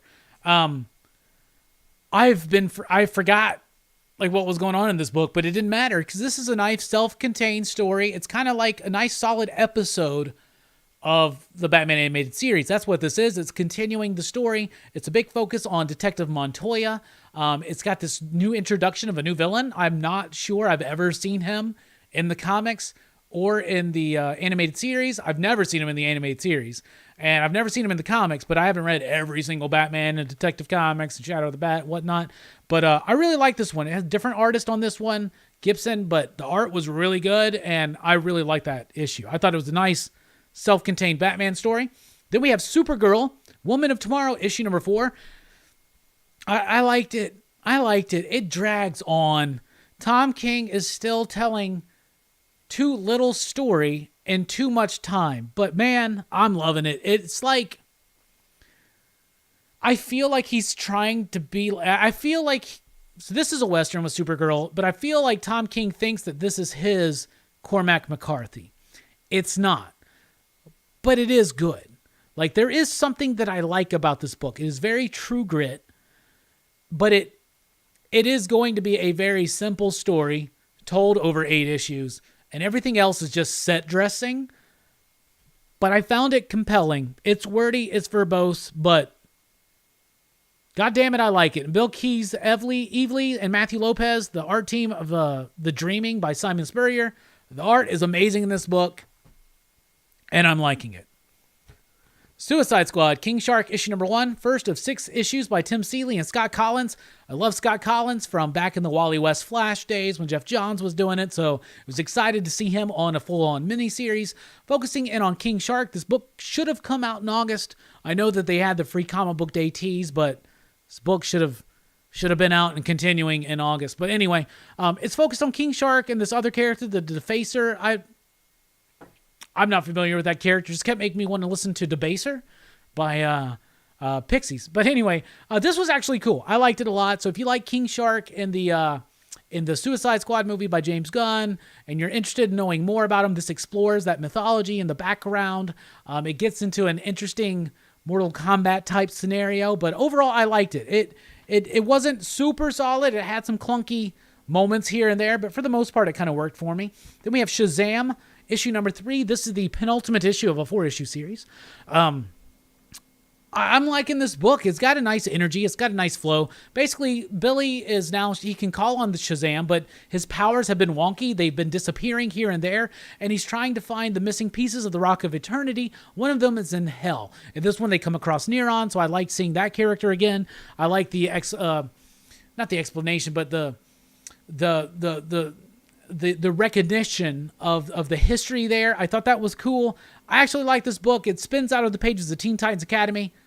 I'm done with that book. I hate that book, but honestly, I'm liking this one, and I like how it ended.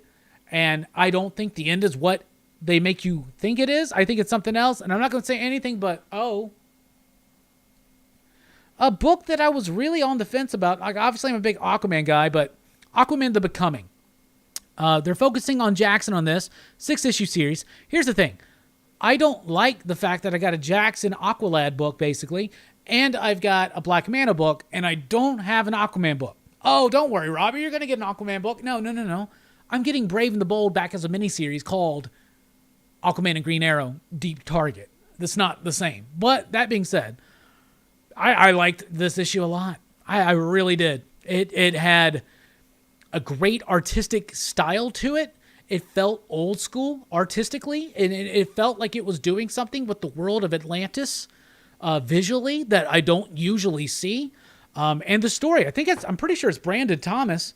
I liked it. I liked it a lot. I thought the character of Jackson worked really well. Arthur's in there for a little bit. The setup to the point of the miniseries and the name of the miniseries, I rather like. There was some great character moments in here, some great family moments, some great Aquaman moments, some artistic moments. I'm just going to show you that. Like, that's a great shot right there. That's just, I really liked it. I'm pretty sure it's Brandon Thomas. I liked it. Now, I'm biased. I'm an Aquaman fan and all things Aquaman, but this was actually a really solidly well done first issue from DC. So maybe you want to check that one out. Thought that was a cool book. The Flash, 774. This is the weakest one that Jeremy Adams has done so far, but I do still like it. It's a self-contained one-and-done story. Wally West and his daughter on a mission. The villain is Dr. Nightmare.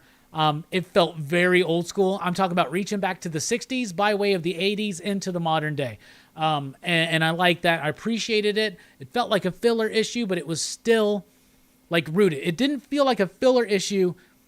There's ways to do filler issues. At the right time is when you do that shelved story, that just one and done self-contained story, right? They timed it perfectly here in Flash. It was charming. It was fun. It was silly. I enjoyed that issue of Flash. Then we got Batman the Detective, issue number 5. The penultimate issue, Tom Taylor, Andy Kubert. Love it. Love the artwork. It brings me back to those Morrison Batman days. I love this more international approach to Batman. He's a little bit older, a little bit more grizzled. In this one, you find out the villain's whole motivation. Equilibrium is a character. They're leading this group of fake Batman who are out there trying to kill everybody that Batman saved. And you find out the motivation here, and it actually kind of makes sense in a warped way. But I'm liking this book. I think it's really solid and cool. Tom Taylor doing a great job with this one. Batman the Detective, number 5. Then we've got Catwoman, issue number 35. Rom V. We got a different artist on here, but it works, still does fine. We're now entering the Fear State world for Catwoman. So Alleytown is a point of contention with the whole magistrate Fear State type thing.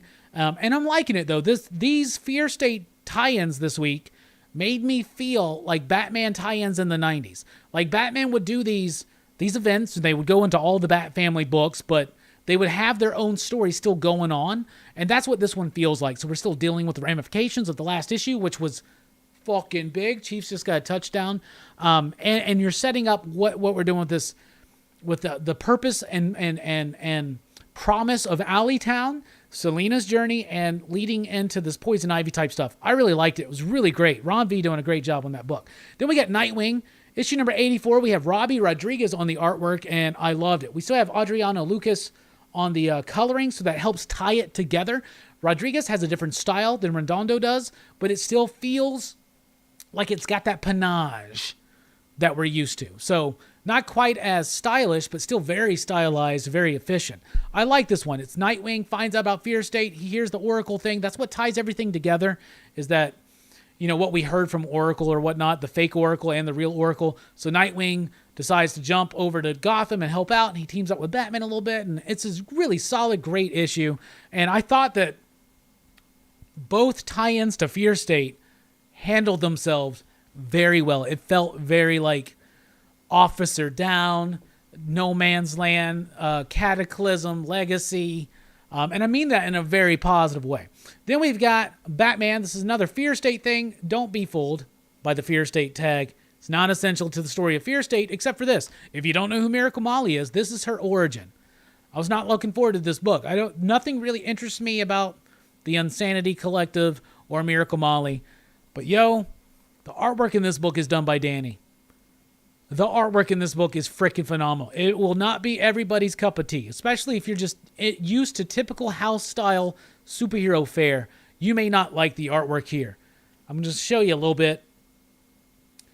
I freaking loved this book. It is the origin of Miracle Molly, and it worked.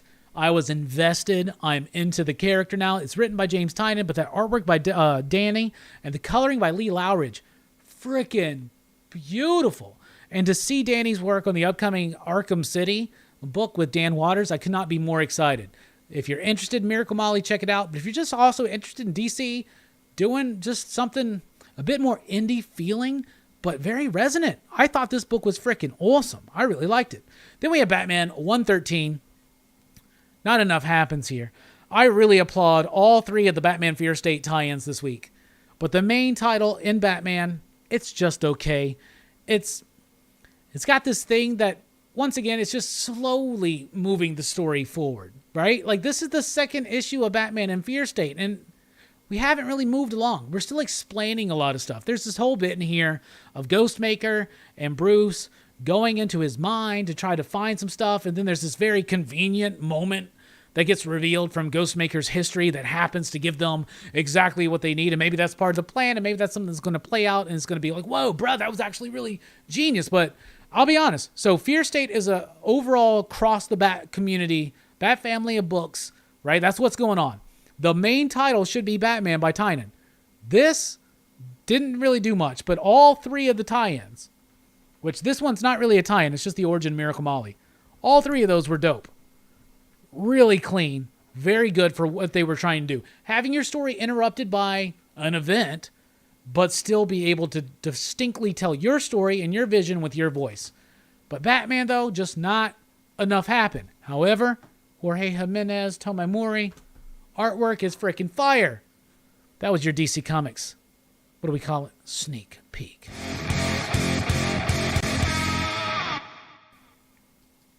So there you go. DC Comics, what you gotta say?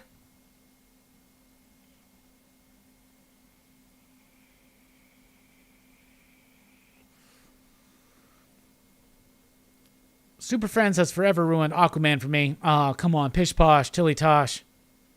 Aquaman meets SpongeBob. No, not quite. What's up, Steph? How you doing? Hey, what's up, Brandon? Comics King's in the house.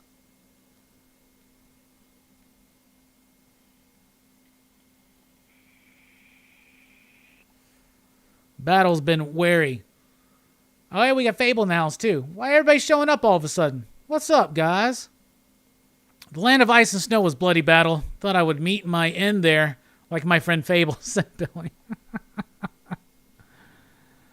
Hey, what's up, Comic Forge? How are you doing? I had a great chat with Matt Forge from Pressable Defects on, if you missed that, that's a really cool conversation. I could have gone on for hours, man. Let's crack a beer for the Pressable Defects, y'all.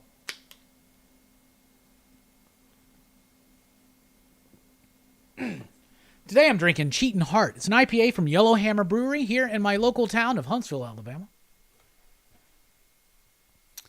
Oh, I love you too, Brandon. Did you just finish your show? Is that what you did? You didn't go long, did you? Everybody over at Bueller buying his, it's the last day of his auction, I believe. Go buy some comics, everybody.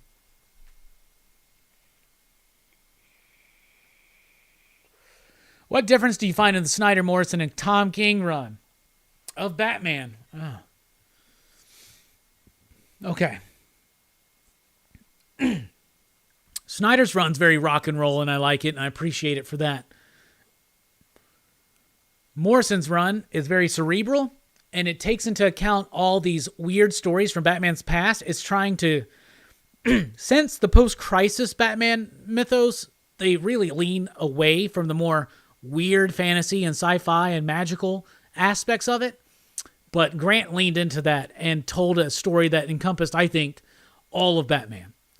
So, for me, that's the best. Tom King had one idea and stretched it out, tried to stretch it out for 100 issues. Only got like 85. And then 12 issues of Batman Catwoman. So that's the difference for me.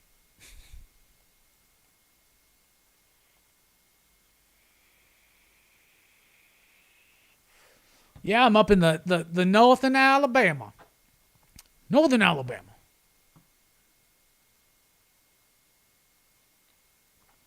I was overall pleased with my DC books this week. I was pleased there wasn't 16 of them to read.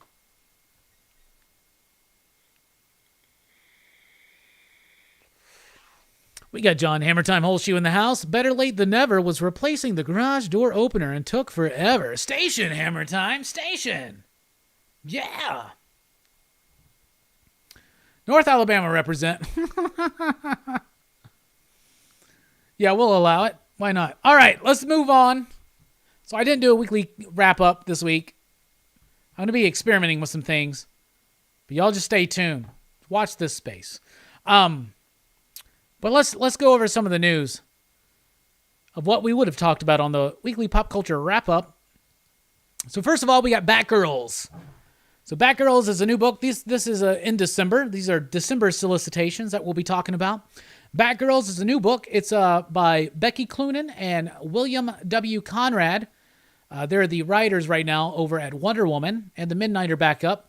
And then Jorge Corona is doing the artwork. This is going to be focusing obviously on Cassandra and on Stephanie. So excited enough for this. I think it's a mini-series. It's got artwork, though, by Jorge Corona, the artist of Middle West and The Me You Love in the Dark. So very excited for that. Then we got Ben Reilly's Spider-Man. This is a new, allegedly ongoing book. I would view it kind of like a symbiote Spider-Man that Peter David and Greg Land are doing, but it's by J.M. DeMatteis and David Baldion, and it is going to be stories from when Ben Reilly was Spider-Man, untold stories. So obviously Ben Reilly's coming up in the new Spider-Man Beyond story, post-Spencer run, so they want to kind of revisit those days. Like I said, they're hitting millennial nostalgia. They're hitting it hard. Shadows of the Bat is going to be a 12-week Batman event going through all the Batman titles following directly Fear State. Are you telling me that we're reading all this Fear State shit? We're reading all this Fear State shit. And then right after, Mariko Tamaki is spearheading a 12-week post-Fear State event called Shadows of the Bat. And each issue has a backup story by Matthew Rosenberg that you're going to have to get every single issue to read. What the? You got to be kidding me. IDW is leaving Diamond. Ooh, moving over to Penguin Random House. That's where Marvel just recently moved over to. This is going to take effect, I think, in next summer. So IDW's done. They also, like I said earlier, got their Marvel Action license done. They didn't get it renewed. Probably going to lose the Star Wars one. I saw that on Perch. Perch kind of alluded to that, and it seems like it makes a lot of sense. I think you're going to hear the news that Boom's going to leave soon, and then Image is going to be the last man standing, and Diamond just might become Image's own distribution company. I don't know, but doesn't look good for Diamond right now, does it? One Star Squadron is a new book from DC Comics written by Mark Russell with artwork by Steve Lieber. Big fan of Lieber's work. Loved him recently on Jimmy Olsen's Superman's Pal. And Mark Russell doing One Star Squadron. Plastic Man's in it. Power Girl's in it. It's kind of like Heroes for Hire, but it's going to have that satirical, lighthearted, but at the same time scathing criticism that you're used to with Mark Russell's work. Then we got Acheron, Sir Edward Grey. Here's the big thing about this. Obviously tied into the whole Hellboy universe. His name was Hellboy. But this one is Mike Mignola's return to writing and drawing a comic book all on his own. That's something to look forward to. Maniac of New York returns from Aftershock in December with Maniac of New York, Bronx Burning with the original team representing. Mother F. Goose is a one-shot prestige format coming from Aftershock in December. It's written by Frank Thierry with artwork by Joe Eisma, and it is going to be basically fairy tales, Mother Goose type stuff told in a very Quentin Tarantino type way. Sounds neat. Buckhead is a new one from Boom. What's it about? I don't know, but it's a new one from Boom, and everybody likes Boom, so let's do that. The Scorched has been solicited for December from Image Comics. It's the new Spawn team book. Medieval Spawn, She Spawn, Gunslinger Spawn, Spawn, other Spawns, all in a team together. This is going to have creators Sean Lewis and Steven Sokovia on it. From Dynamite, we got Vampirella, Dracula, The Unholy. This is by Christopher Priest continuing his run. His Vampirella run ends with issue number 25 with the marriage of Dracula and Vampirella, and this is going to continue that story. Some really great covers for this, including a cosplay cover by friend of the show, Anamia Cosplay. Then we got Swamp Thing, Green Hell, my most excited December solicitation news. This is Jeff Lemire, Doug Mahnke doing a Swamp Thing DC Black Label Prestige Plus format Swamp Thing book, Green Hell. I'm freaking excited for that. Department of Truth, Wild Fictions is going to be exclusive at first, of course, to James Tynan's Substack. This is going to tell little stories, kind of think of like the Bigfoot story, little things like that throughout the Department of Truth universe. We have Noctera. Blacktop Bill is a special coming out in December, one-shot, exploring the origins of this villain, and it's going to have Dennis Cowan on the artwork.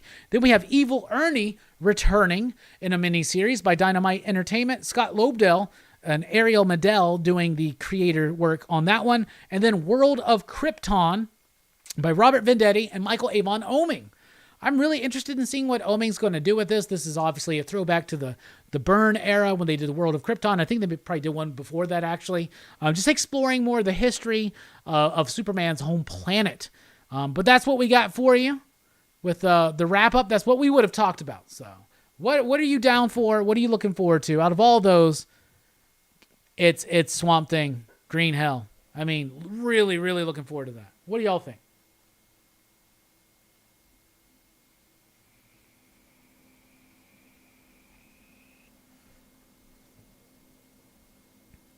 Robbie not happy with Batman. Yeah. Big Herm says, I love Ben Reilly, so I'm hyped for this. I love J.M. DeMatteis. He did some great Spider-Man stories. Craven's Last Hunt, anybody? Yeah, really. Yeah, they did the same thing with War Drums. You're right. Superman's Pal was great, Brandon. How can I start reading Power Rangers? Start when it starts over at Boom. Get all the Shattered Grid stuff. That's what I recommend. Start with the Kyle Higgins stuff.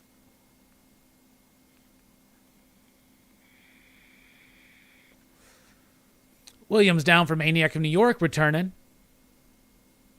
There is no Spoon, Billy. You're right. Wow, when did all these spawns get together, and how did we miss out on it for over 300 issues? How do I feel about Substack? I mean, it is what it is. It's something that we won't be talking about a year or two from now, I think. Yeah, Tyler, Mignola returning to writing and drawing.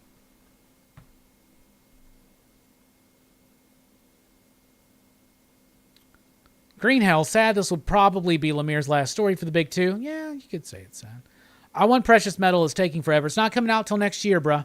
It's 2022 for sure. Hey, we got a super chat from Brett. Says, take a shot. I don't have any liquor, but I'll take a big swig of beer.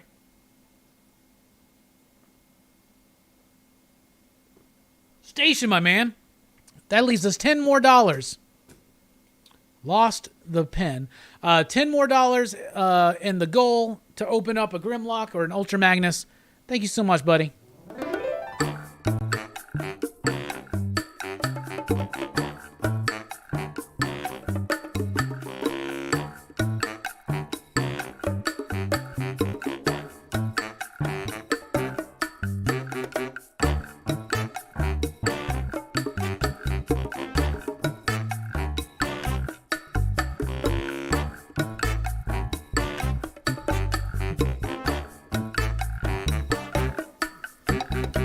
Let me tell you about this little man I know. His name is Rambo. He's got this fear about Hellboy's right hand of doom, and he's trying to cut it off. It doesn't look like he's gonna have much success, don't you know? He's feeling stressed, and he's only half undressed. He's wearing red, and he should have worn some blue jumpsuit.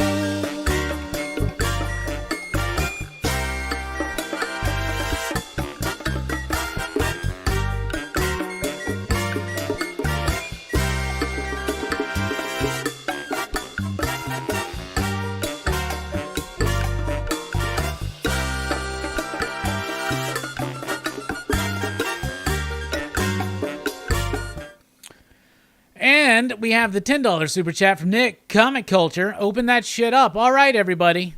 As the song rolls, let us know. Grimlock or Ultra Magnus, what do you want to see opened up tonight? Let us know.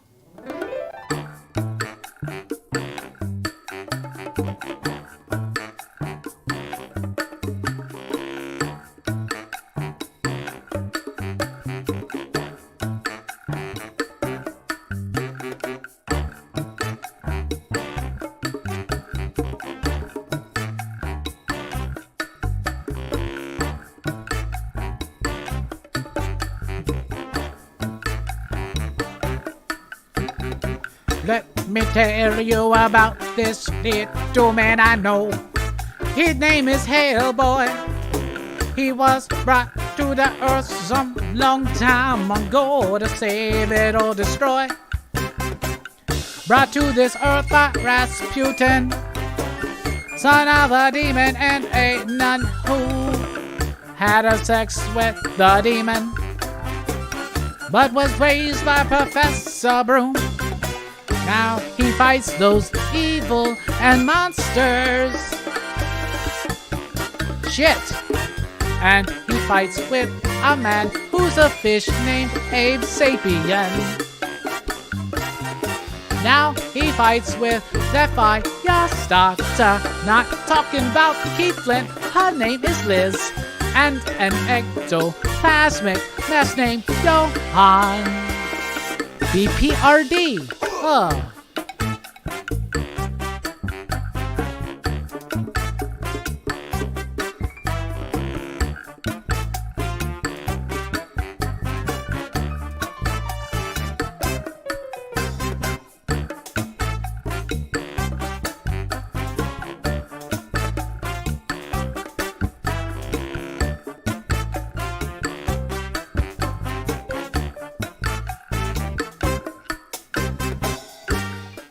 All right, and now it's time for us to ponder. And by the way, Grimlock wins. And yeah, y'all don't know what a Grimlock is. It's a Dinobot. It's a Tyrannosaurus Rex Transformer. Come on. Come on.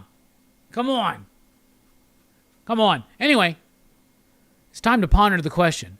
What if we talked about what if?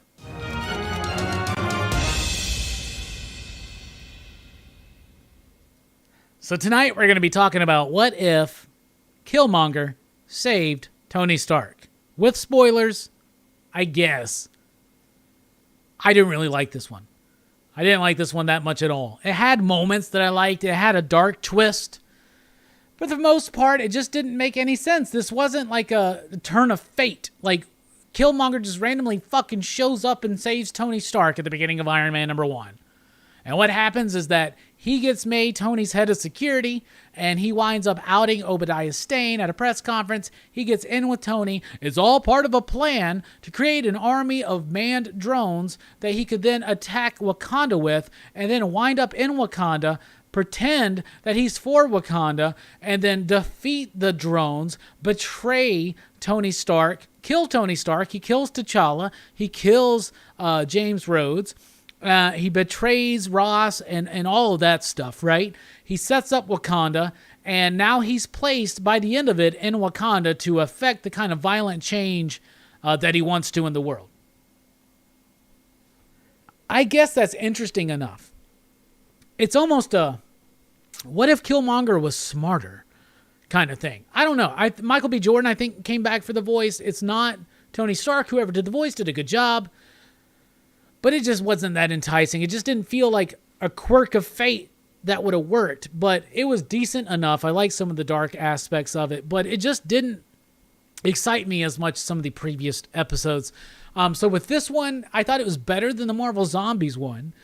But it just, I don't know. There was even something flat, it felt, in the performance of Killmonger. Like it didn't feel like those were two ideas that connect together so well for a what if, and it didn't quite work for me. I know other people really, really like this one, but I just didn't. I mean, it was interesting.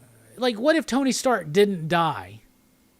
Right? Or what if Tony Stark didn't wind up, injured and captured by the Ten Rings and Yinsen? And what if Tony Stark never became Iron Man? That's an interesting idea. But to focus this on Killmonger, I think there was probably a better Killmonger story to kind of go at with that one. But overall, I didn't really like this one. So, I don't know. I thought it was okay. I'll give this one... And I feel like the animation's starting to wear thin on me as well. So I'm going to give this one 3 ya digs. 3 ya digs. What did you think about the Killmonger episode of What If? And what do you give it out of 5 possible ya digs? I'm going 3 because we just pondered the question, what if we talk about what if?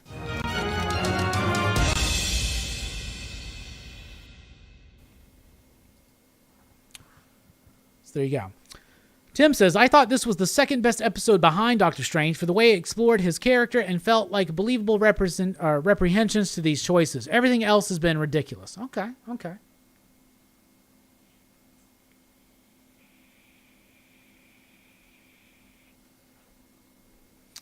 Tim says, 3.5 ya digs, and yes, the animation has consistently sucked except for the Strange episodes. The Strange one was really good. G-Money Rocks 1 gave it a 4 ya digs. I know that J-Strick really liked it. I think he said Friday night on Backchat, I think he said it was his favorite. Jay Warren gives it a 2.5. William gives it 3 ya digs. Just wasn't feeling it. Same here. Not super bad, but just didn't quite win me over. There's one scene in the first half of that episode that looked garby. It just didn't win me over, and I feel like they're set up. And here's another thing I don't like. We just recently heard that some of the what ifs will continue. They'll have sequel episodes. I don't necessarily like that idea. Same here. 3 ya digs for me for the Killmonger episode, says Kirby. All right, we're about to take a quick break. When we come back, though, I'll be reviewing one of the best movies I've ever seen in my life, and the movie's almost 20 years old, and I can't believe I've never seen it. We'll be talking about our favorite movies in 1992. We'll be opening up this Grimlock at some point.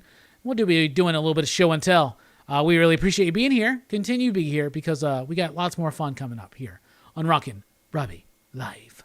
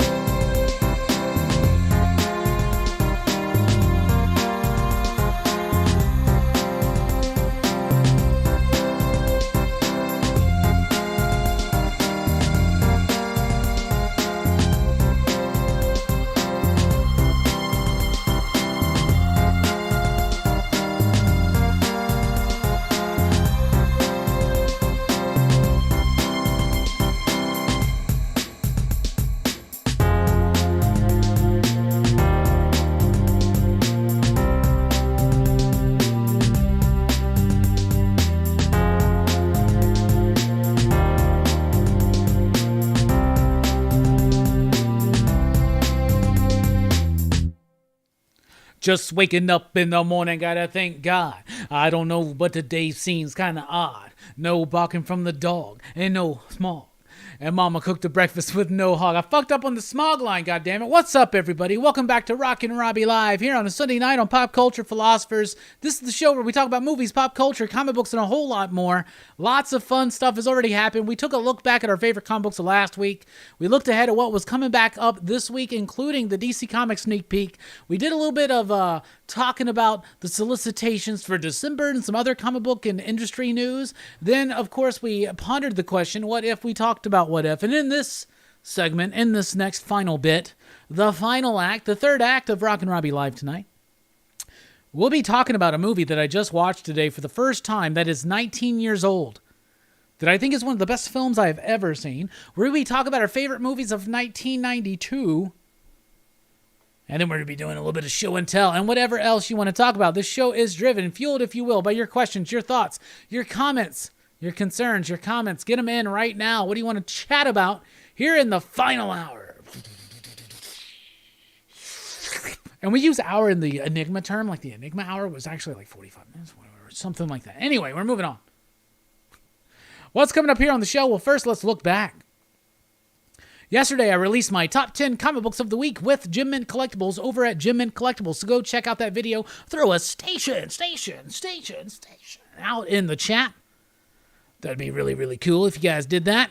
Also, join me tomorrow at 5 p.m. Central Time over at The Experience. Link in the description below. I'll be helping sling some comics with the good folks at Dynamic Forces. We did a little bit of a preview show here on the channel, so check that out. Some great signs, CGC, and other fantastic key issues available, including some Silver Age Fantastic Four.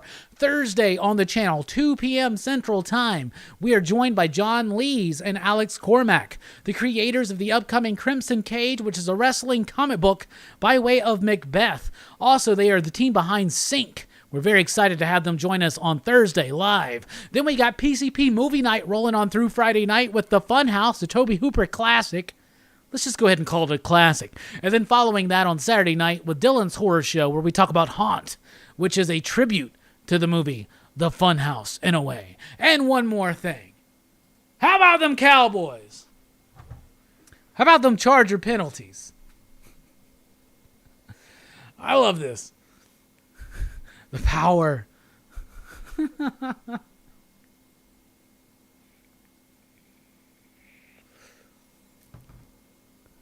Yep, you know it. Yeah. Last week, fucked around and got a triple-double. You know how they say it, Tacky. You know what I'm doing. You know what we doing here. I feel like I want to rhyme. Yo.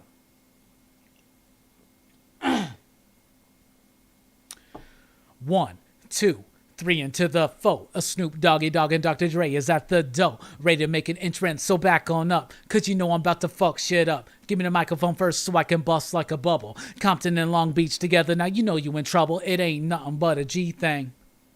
To load out G, Zoe. And Death Row is the label that I'm unfadable, so please don't try to fade this, but back to the lecture at hand.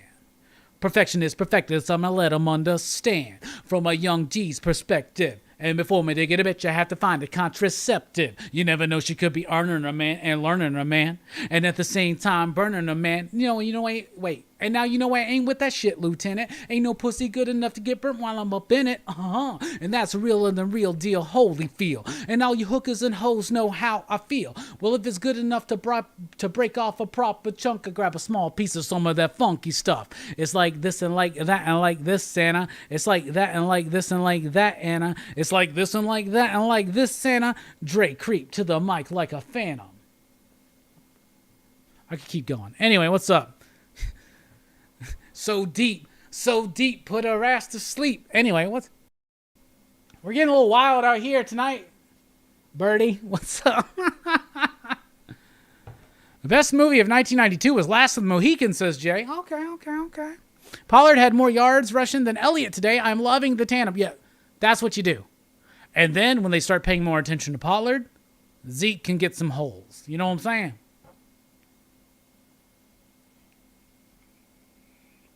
Who cares if we get demonetized? We hit our super chat goal. It doesn't matter. Try it.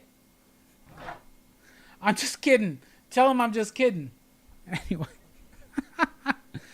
I was, I don't know why I just started flowing. Then what messed me up is I started thinking about, oh shit, like these lyrics are not necessarily the, whatever. The Chronic is 92. We're talking, we got to take it back to 1992. From the depths of the sea. Oh, come on.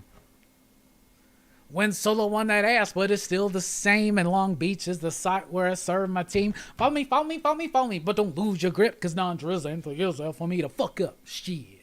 And I ain't holding nothing back. And motherfucker, I got 5 on the 20 sack. It's like that matters, matter of fact. Rat-tat-tat-tat. Because I never hesitate to put a fool on his back.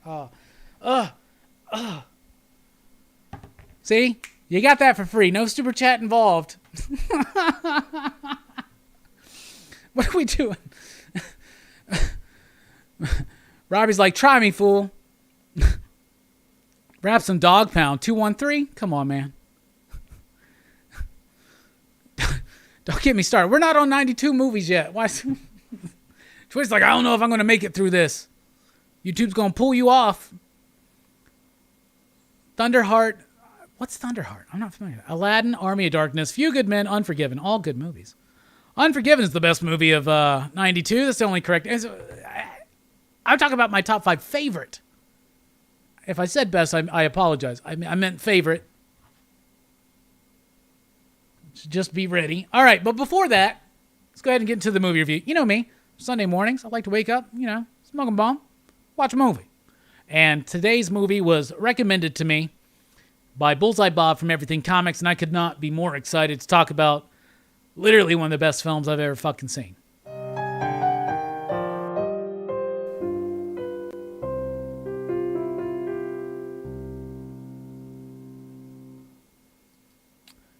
Hero. Released in 2002 in China, released in America through Miramax at the behest of Quentin Tarantino in 2004. Starring Jet Li, Donnie Yen, Tony Leung, Maggie Cheung, Chen Dao Ming, Shang Xie. I'm messing it all up. It's directed by Shang Yimou, Yimou. I messed it all up. It doesn't matter. This movie was fucking brilliant, bruh.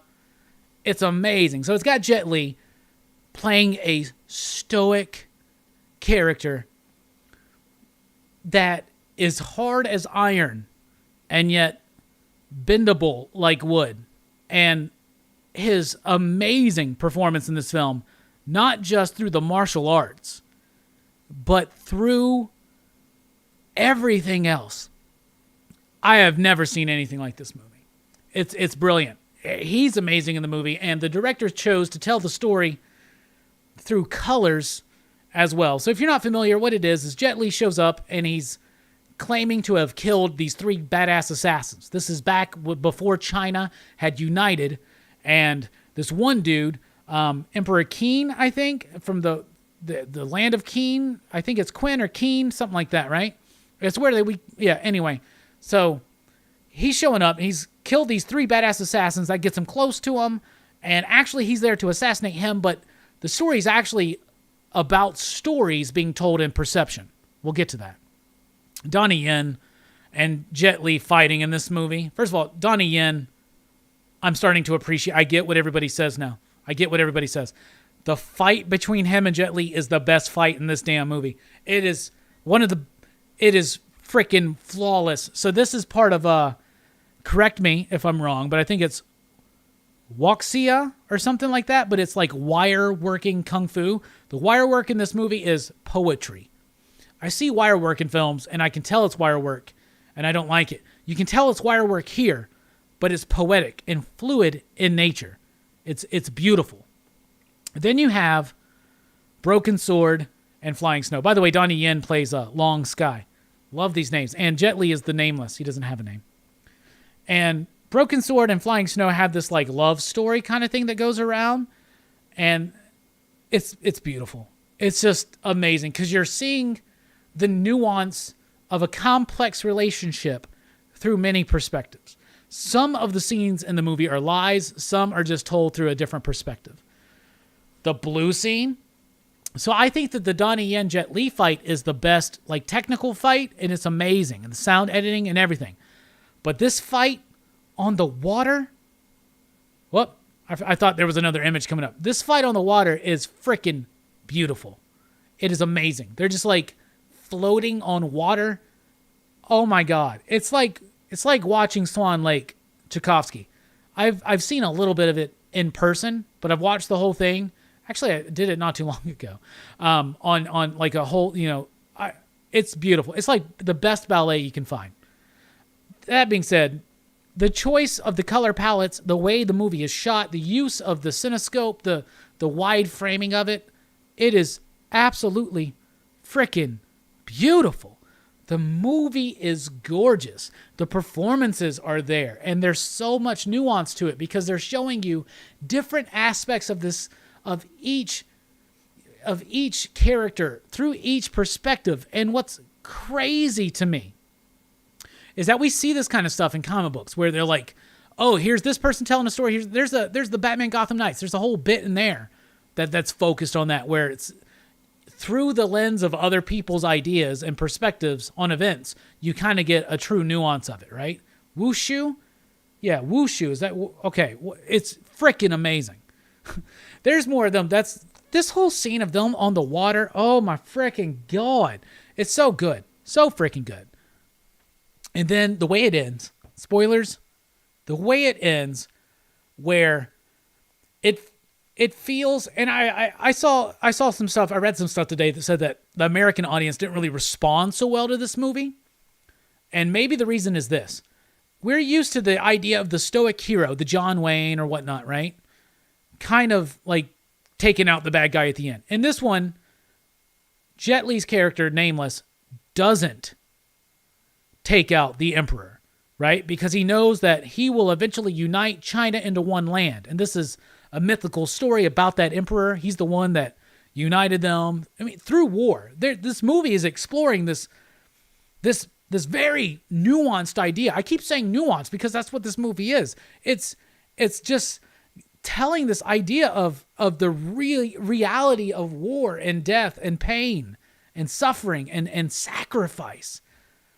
And at the end, he chooses not to kill the Emperor because of what the Broken Sword character tells him. He learns this lesson. By the way, Broken Sword is played by the guy that's in, he's the Mandarin in Shang-Chi. And he winds up sacrificing himself. And the way it comes across, the Emperor shedding a tear, like, bruh, it is freaking, I can't even tell you. Like, if you haven't seen this movie, like, I thought I was the last dude on the world, I guess, that's never seen this movie. But if you're the other dude or dudette or whatever, like, watch this damn movie. Great cast. Look at Mandarin there. And look at what's her name from Crouching Tiger, Hidden Dragon. I thought she was familiar, right? I had to look that up. Bruh, this movie is freaking amazing. I'm going to give it 5 you digs. It's a perfect movie. It's so good. Good call, Bob. Good call. 5 you digs. What do you think about this movie? What do you give it?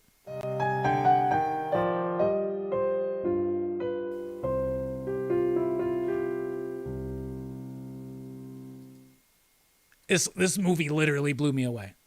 Literally blew me away. I was in fucking awe. And here's the thing that blew me away about it. And Bob, thank you so much. Station. Bob's the one that put this on my radar. And what's crazy is I had a copy because my buddy Schaefer, Station Schaefer, my buddy Schaefer, this is his DVD copy from like fucking 2005 or some shit, right?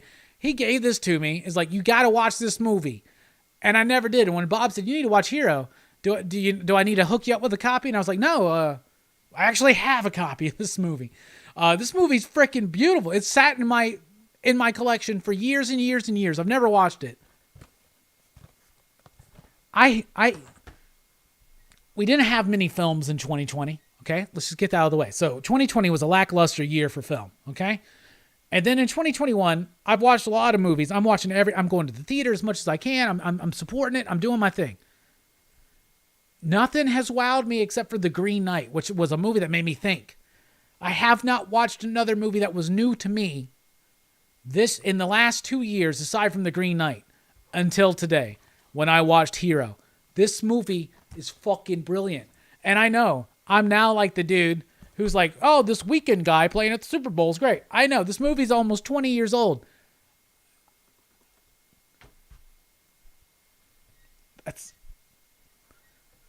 That's a brilliant fucking movie. It's a brilliant fucking movie. I loved it. I loved it. I loved it. Oh my God, I loved it. I loved it. I loved it. I loved it. I'm like blown away. Yeah, the debates they have about the country and its people's needs. Yeah, the idea that the good of all is more than the good of the individual, and it focuses on that, but it does it in a very it's something that hits the core of the sacrificial element in story. And if you look at it and say religion or philosophy or mythology, you can see it in the Christ story. You can see it in the Osiris story. You can see it in the Mithras story. You can see it in the Horus story. You can see it. It's so many different things. The Bacchus, Dionysus type stuff. You can see it all in there, right? Like what those figures represent. But this is the passion. It's not the resurrection, right? So like this is. The resurrection is what China became, and like powerful fucking movie and visually. So each color I'm going to use I don't know anything about color theory or symbolism in Chinese culture at all. Okay. I know nothing about that. So I am pulling solely from my own personal, correspondences, if that makes sense. The black is the mystery, right? As far as the color palette goes, black is the mystery. And I feel like it was giving us the feel of steel, right? Right? And I think they're representing elements as well. So the red represented passion and fire, okay? And then the blue was showing us the balance of the red. So if you look at the story told in red and the story told in blue, and they balance each other into the true narrative. But the blue is more merciful and growing and expansive, right? Then the green is more about the beauty of their relationship and the beauty of the broken sword character understanding putting down the sword, right? And so then you have the white. I don't know did I mention blue? Yeah, I did. And blue also is the emotional overpouring and the water. This is a water representation. So then, and the green with earth as well. And so then you have the white with spirit. And where is air in here? I don't know, except for maybe the metal's kind of, I don't know about that one. Except for it did seem like the red went a bit into orange for a while with the fight between the two chicks and the leaves falling. Kind of looked orangey. Maybe that was the wind and shit. But anyway, where am I? Is this real? With movies that make me fucking think. I've been thinking about this movie all goddamn day. I was like listening to the Cowboys, trying to read my DC books, and I just kept thinking about this movie because I did this. Like this was my first thing I did when I started my laundry today because Sunday's laundry day as well. A little bit of information. But then the white represents purity, spirit, the truth, and illumination. So frickin' beautiful. Let's see what everybody said. I have to go back a little bit here. Thunderheart is a movie starring Val Kilmer where he's an FBI agent investigating a series of murders on a reservation. Oh, I've never seen that one. Jay says, I saw Hero when it came out. I was stoned as fuck, tripping on the commercials. Albert says, great movie. Joram says, love the cinematography, costumes, the vibrant colors in the desert. 62 Lefty Blue says, this movie is total eye candy, beautiful. Bob says, one of the best fights on screen ever. Donnie Yen is a legend, says 62. Philip says, Robbie, if you like this movie, you're in for a treat with the IP Man movies. Joram says, those stacks in the room scene. Yeah, with like where he cuts them in the blue scene. From Iron Monkey to IP Man. Bob is my kung fu guru. He's my Carradine character, you know. He's gonna lead me in the right way. He's gonna take me from classic to modern back to classic. So if you notice, after I did the Bruce Lee journey, he's doing it. He's going classic recommendation to, because I want to be more of a martial arts cinema thing, right? Like I want to dive more into it than aside from just like Kurosawa films, right? Rashomon. Some similarities in this with the flashbacks and the telling of the stories and the perspectives. Anyway, beautiful. Yeah. Anyway, Horror Fest is well underway. So we're about to move more into that for the Sunday morning movie. But expect more kung fu and martial arts and samurai movies from Bob. Recommendations from Bob. Let's see. I love hearing your excitement over this. I am getting chills, reliving it through your perspective. Top notch. Thank you. Hearing it. Thank you, Bob. I fucking love that movie. Crouching Tiger, Hidden Dragon, then Hero, Kung Fu Hustle. I haven't seen Kung Fu Hustle, but I have seen Crouching Tiger. I do like that film. I need to rewatch it now. You're right. Harborough twin snakes are amazing. Crouching Tiger, Flying Daggers, and Hero, all for epic color and beauty and martial arts. Okay, back now we're on the ratings. Bob gives it 5, you digs. Fable gives it 5, you digs. G Money Rock says, been a while since I've seen it. 62 says, 5, you digs for Hero. Check out Red Cliff 1 and 2 with Jet Li by John Woo. Ooh, Red Cliff, have to check that out. Jay says, Iron Monkey was awesome too. Many good kung fu movies came out in the early 2000s. Is it as good as Snake Eyes? It's way fucking better than Snake Eyes.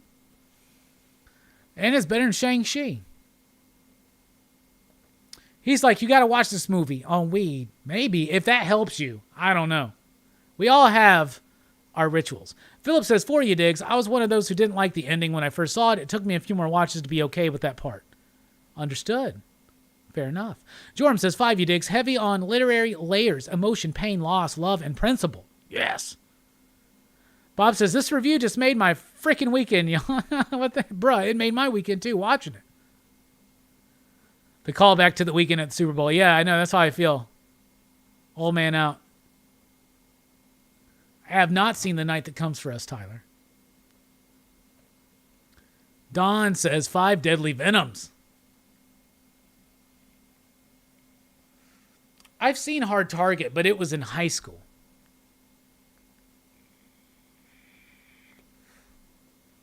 Lady Snowblood is one that Bob has already told me about.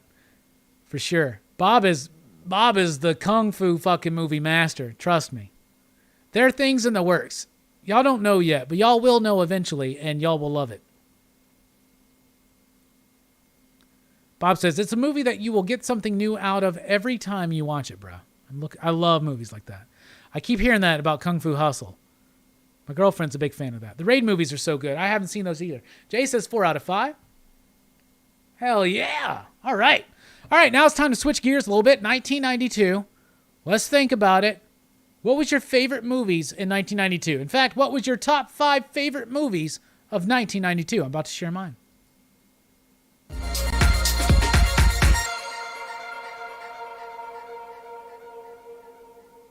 Well, spoiled a little bit, but number 5 is Dead Alive by Peter Jackson. I love this movie. It's a little bit of a spin on the zombie movie. It's got outrageous gore. It's gnarly. It's stupid. It's ridiculous, and there's no other movie like it. It's badass. It's really hard to find in physical media right now, but I definitely got to hunt it down again one day. I used to have it on DVD, but I sold it, and I regret it. But this movie is great. Peter Jackson, obviously, went on to do the Lord of the Rings films not too long after this, but this movie is funny, it's irreverent, it's sloppy, it's nasty, and it's just great. At number 4, I've got Unforgiven. This is probably one of my favorite Westerns ever. We did a Westerns episode of the podcast. I wonder what I picked as number 1. It might be Unforgiven. I freaking love this movie. I think it's great. Clint Eastwood, Morgan Freeman, Richard Harris. Come on, right? Gene Hackman. This is one of my favorite Clint Eastwood performances. It's one of my favorite movies directed by him. It's got a tone to it that is quintessentially Western, but at the same time, it's like Oscar bait, and that's what it was, and that's why it won Best Picture. And then we got number 3, We got Batman Returns. I mean, come on. This is one of my favorite Christmas movies of all time. It's my favorite Batman movie in the 90s. It's my favorite Tim Burton Batman movie. It's my favorite interpretation of the Penguin we've ever gotten. But then again, it could be worse. My nose could be gushing blood. Christopher Walken's in this movie too. As if it wasn't already badass enough, this was the most fulfilled vision of Tim Burton. I love this movie. At number 2, Reservoir Dogs, baby. Come on. Quentin Tarantino, Reservoir Dogs. Whether or not you tip, or whether or not you got Madonna's big dick in both ears going at you, this movie is amazing. The way it's like a day in the life of the worst day at the worst heist that you could ever do. Amazing performances. Steve Buscemi. Come on. Harvey Keitel. What's his name? Mr. Orange. Come on. Tim Roth, Robbie. Get to it. Michael Maston. I love this movie. Great soundtrack. Absolutely solid. Quentin Tarantino making his place known. And number 1, it's Army of Darkness. Come on, y'all. You know I couldn't pick anything else. The Sam Raimi classic. This is what introduced me to the world of the Evil Dead. This is what introduced me to the world of Ash. This is what introduced me to the world of Sam Raimi. And it's one of those movies that didn't quite introduce me to the world of horror, but it got me more intrigued into finding out what was exactly in that dark corner of my video store behind my apartment complex when I was in middle school. And I got to dive in, and I started watching Sleepaway Camps. I started watching Evil Deads. I started watching this. I started watching that. And it blew my mind open. I loved it. So, to recap, at number 5, Dead Alive. At number 4, Unforgiven. At number 3, Batman Returns. At number 2, Reservoir Dogs. And at number 1, Army of Darkness. And now I want to know, what are your top 5 favorite movies from 1992?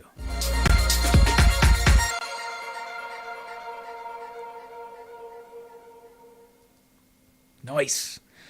And we got a super chat. No need to interrupt the show with a cut to the Hellboy song. Well, thank you so much, Specs Man.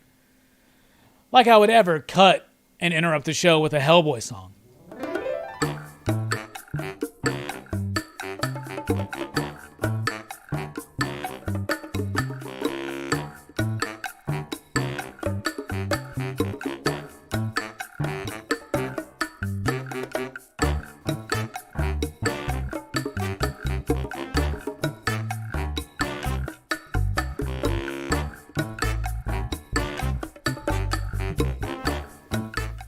All right. So before I start looking at your comments, I do want to go through some of my honorable mentions. These are things that, so when I do these top 5s, what I do is I go through the lists of what came out that year, and I write down the ones that like automatically stick up as this one might be a top 5 worthy. Okay? So I got a lot of honorable mentions for this year. White Men Can't Jump. A League of Their Own. Three Ninjas. The Mighty Ducks. Candyman. Aladdin. Malcolm X. And El Mariachi. Those are my honorable mentions. Thank you, Specs Man, for the super chat. We really do appreciate it. Let's take a look. 62 Lefty Blue says Alien 3, Unforgiven, Dracula, Reservoir Dogs, and a three-way tie, El Mariachi, Army of Darkness, and Cool World. Mike says Unforgiven at number 1, and then going through the rest of them. Last of the Mohicans, A Few Good Men, Rapid Fire, and Shakes the Clown. Army of Darkness. D's, double D's, Jesus. Reservoir Dogs, classic. Yeah, this is my boomstick. Philip Clark at number 5 with Juice, then Candyman, Boomerang, Class Act, Kid and Play, baby, and Super Cop. Joram with A River Runs Through It.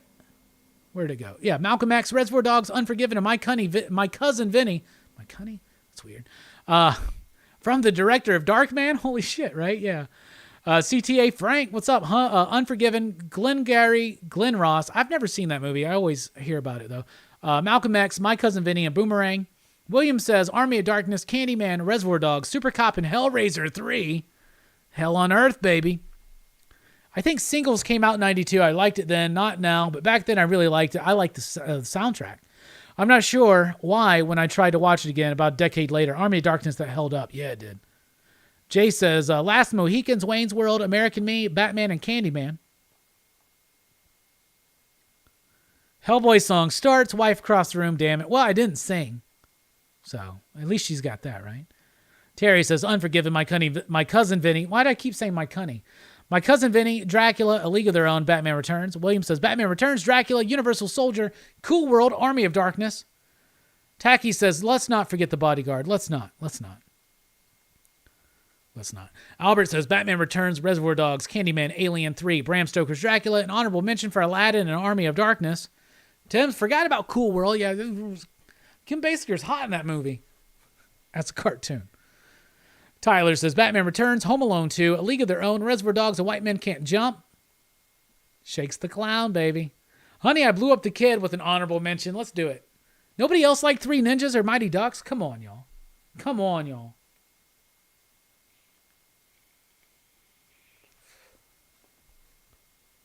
No love for Juice. I like Juice, but, I mean, that's a lot of... Come on. I didn't even put Class Act on my honorable mentions.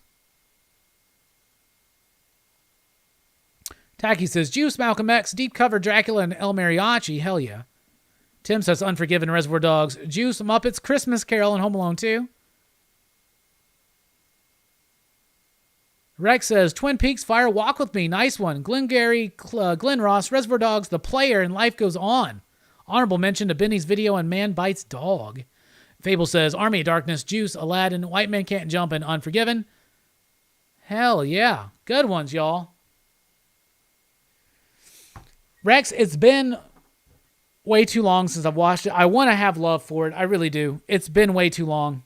I haven't watched the new Twin Peaks either, but I have a plan. I want to go through when am I just going to fucking do it? And just start again. I want to start from the beginning and do all Twin Peaks. Maybe on... Yeah, you're probably right.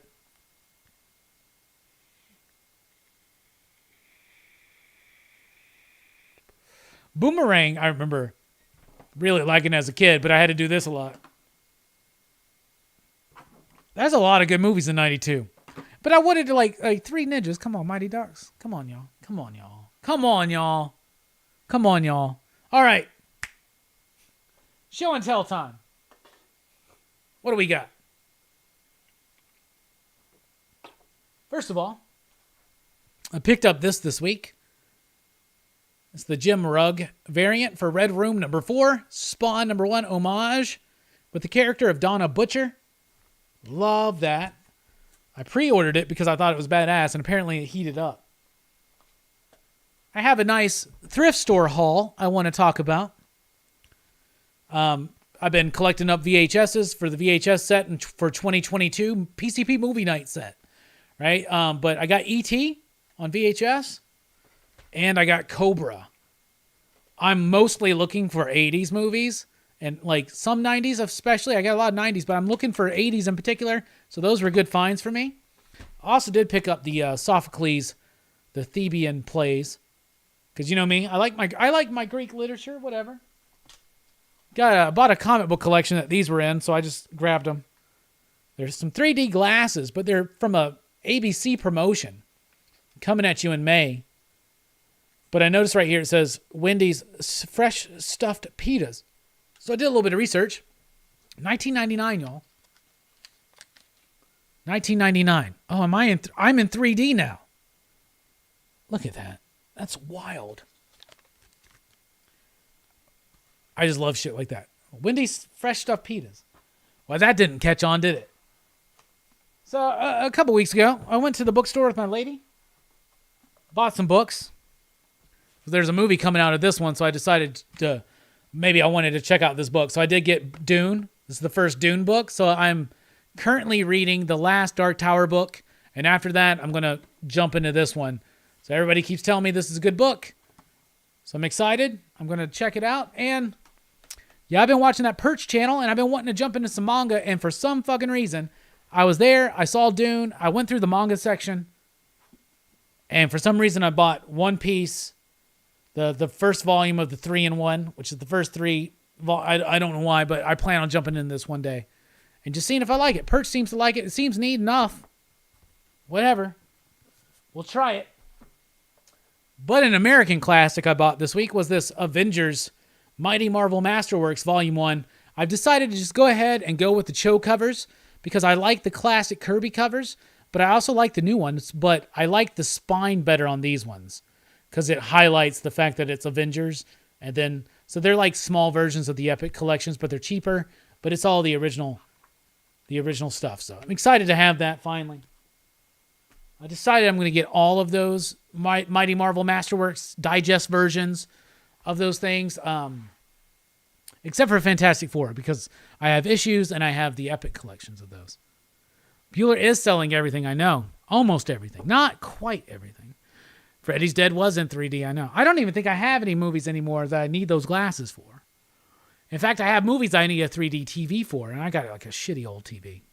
But it works. Michael Cho does rock, I'll tell you that. Dune is a sci-fi classic, says Albert.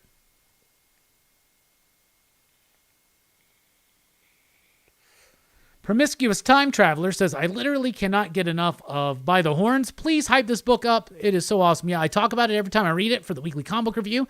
And so far, every issue that, since I've started doing the top 10 with Jim Mint Collectibles, every issue has been on that. Speaking of which, check out my top 10 with Jim Mint Collectibles. I talk about By the Horns on the newest episode. Also, catch me tomorrow night at 5 p.m. Central Time over at The Experience. Link to the channel in the description below. We're going to be selling some comics with the good folks over at Dynamic Forces. It's going to be fun. Join us for 2 hours. John Lees and Alex Cormack on the channel on Thursday afternoon, 2 p.m. Central Time. Horrorfest, 9 p.m. Central Time. The Funhouse, that's Friday. And then Saturday night, Haunt over at Dylan's Horror Show. So, yeah. Good stuff. Oh, he put his soul up for auction too? Damn. All right, time for the final 9. Going through my Blu-ray collection. This is one of my newest editions, but I got the Shout Select version of The Burbs.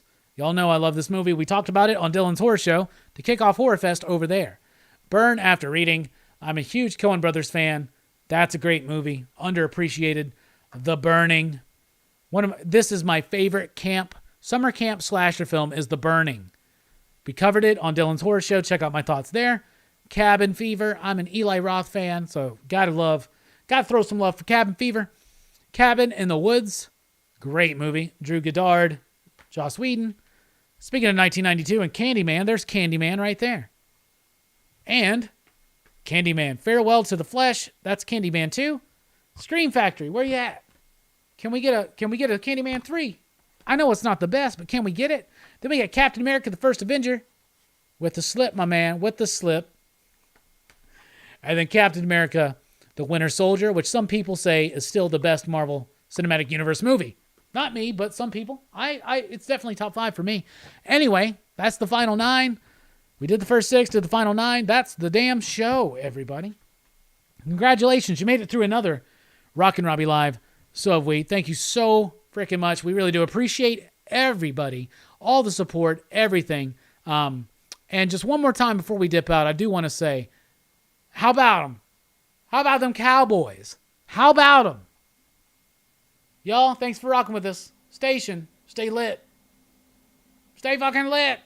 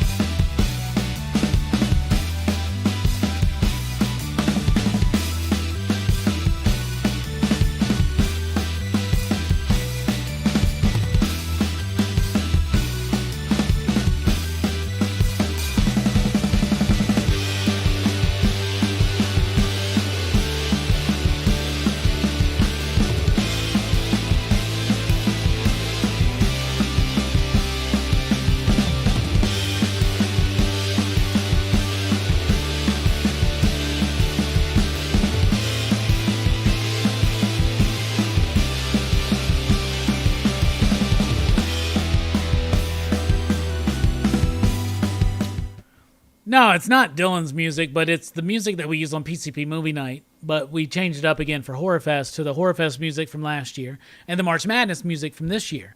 But next week I'll set up Dylan's horror show. The theme, it's royalty free. I can use it, so I'll throw it up. How about them Cowboys? How about them damn Ravens making a game out of it? All right, we're gonna open up this Grimlock. Grimlock, if you don't know, it's a Dinobot. It's a Tyrannosaurus Rex. Comes with Wheelie. Wheelie's one of the most obnoxious members. So the Triceratops, the Slug or Slag, they changed the name of it. So we're gonna open up the Grimlock. Just gonna set it down. I still got a few like Hot Rod and God, I want that Rodimus Prime. It's too expensive. What was I saying? There's still a few like the Galvatron. I gotta get that put together, the Ramjet, but we're just gonna open it up and pull them out.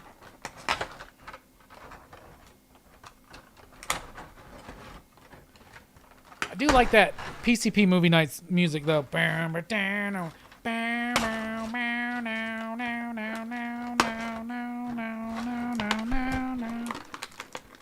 Oh, come on. Nothing's ever simple anymore. Two things Robbie hates. Fucking excessive packaging on an action figure, Nick Spencer Spider-Man run. There's Wheelie. We're not even going to worry about him yet, okay? Guy's obnoxious. All right, so there he is. It's Grimlock. He's big, bruh. He's like going to be bigger than my Optimus, bigger than the Megatron. I don't know if you can see him back there. Freaking awesome. I guess I got some Transformers to learn how to... Oh, bro, he looks great. Oh. I hope they do all the Dinobots. I think that's their plan. You know they're going to milk it for all they got. Look at that. That's badass. Thank y'all for the super chats. Y'all, thank y'all. Y'all the best. Station.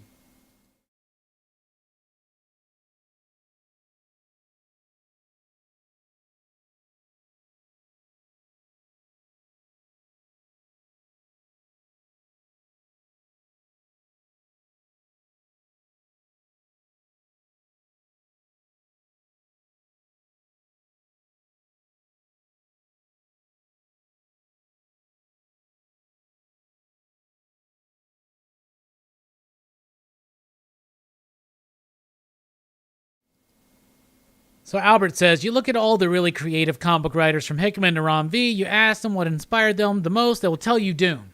All right, I'm really looking forward to reading it. But I got to finish The Dark Tower. So I'm like 160-something pages into that out of 1,000. So that's going to take a minute. So I think I'm not going to get to this and definitely not going to get it finished before the movie comes out. So I guess I'll watch the movie and then wind up reading the book probably around Christmas time if I had to guess. But yeah, up next, PCP food. Not quite food, but we do have a soda review. So there's a new Kroger exclusive Mountain Dew Thrashed Apple. So if you know me, you know I like cereal. By the way, I haven't tried any new cereals lately, but I have opened up my box of Frankenberry from this year, and I will say that it's better than it has been in previous years.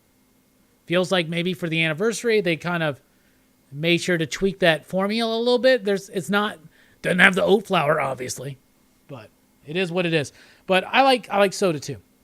So Mountain Dew Thrashed Apple. It's a sour apple flavored Mountain Dew. Sounds like a winner. I've already tried this. I know it's a winner. I've tried this already. So Mountain Dew's got some good flavors.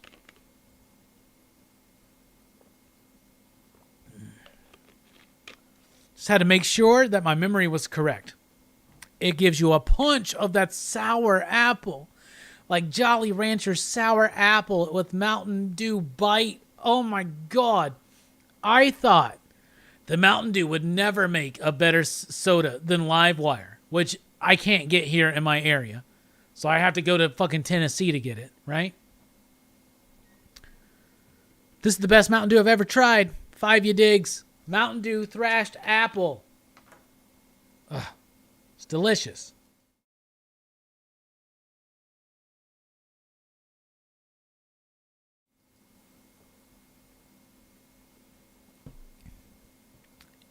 Kroger exclusive. Get it. If you like soda, If you like Mountain Dew, if you like sour apple,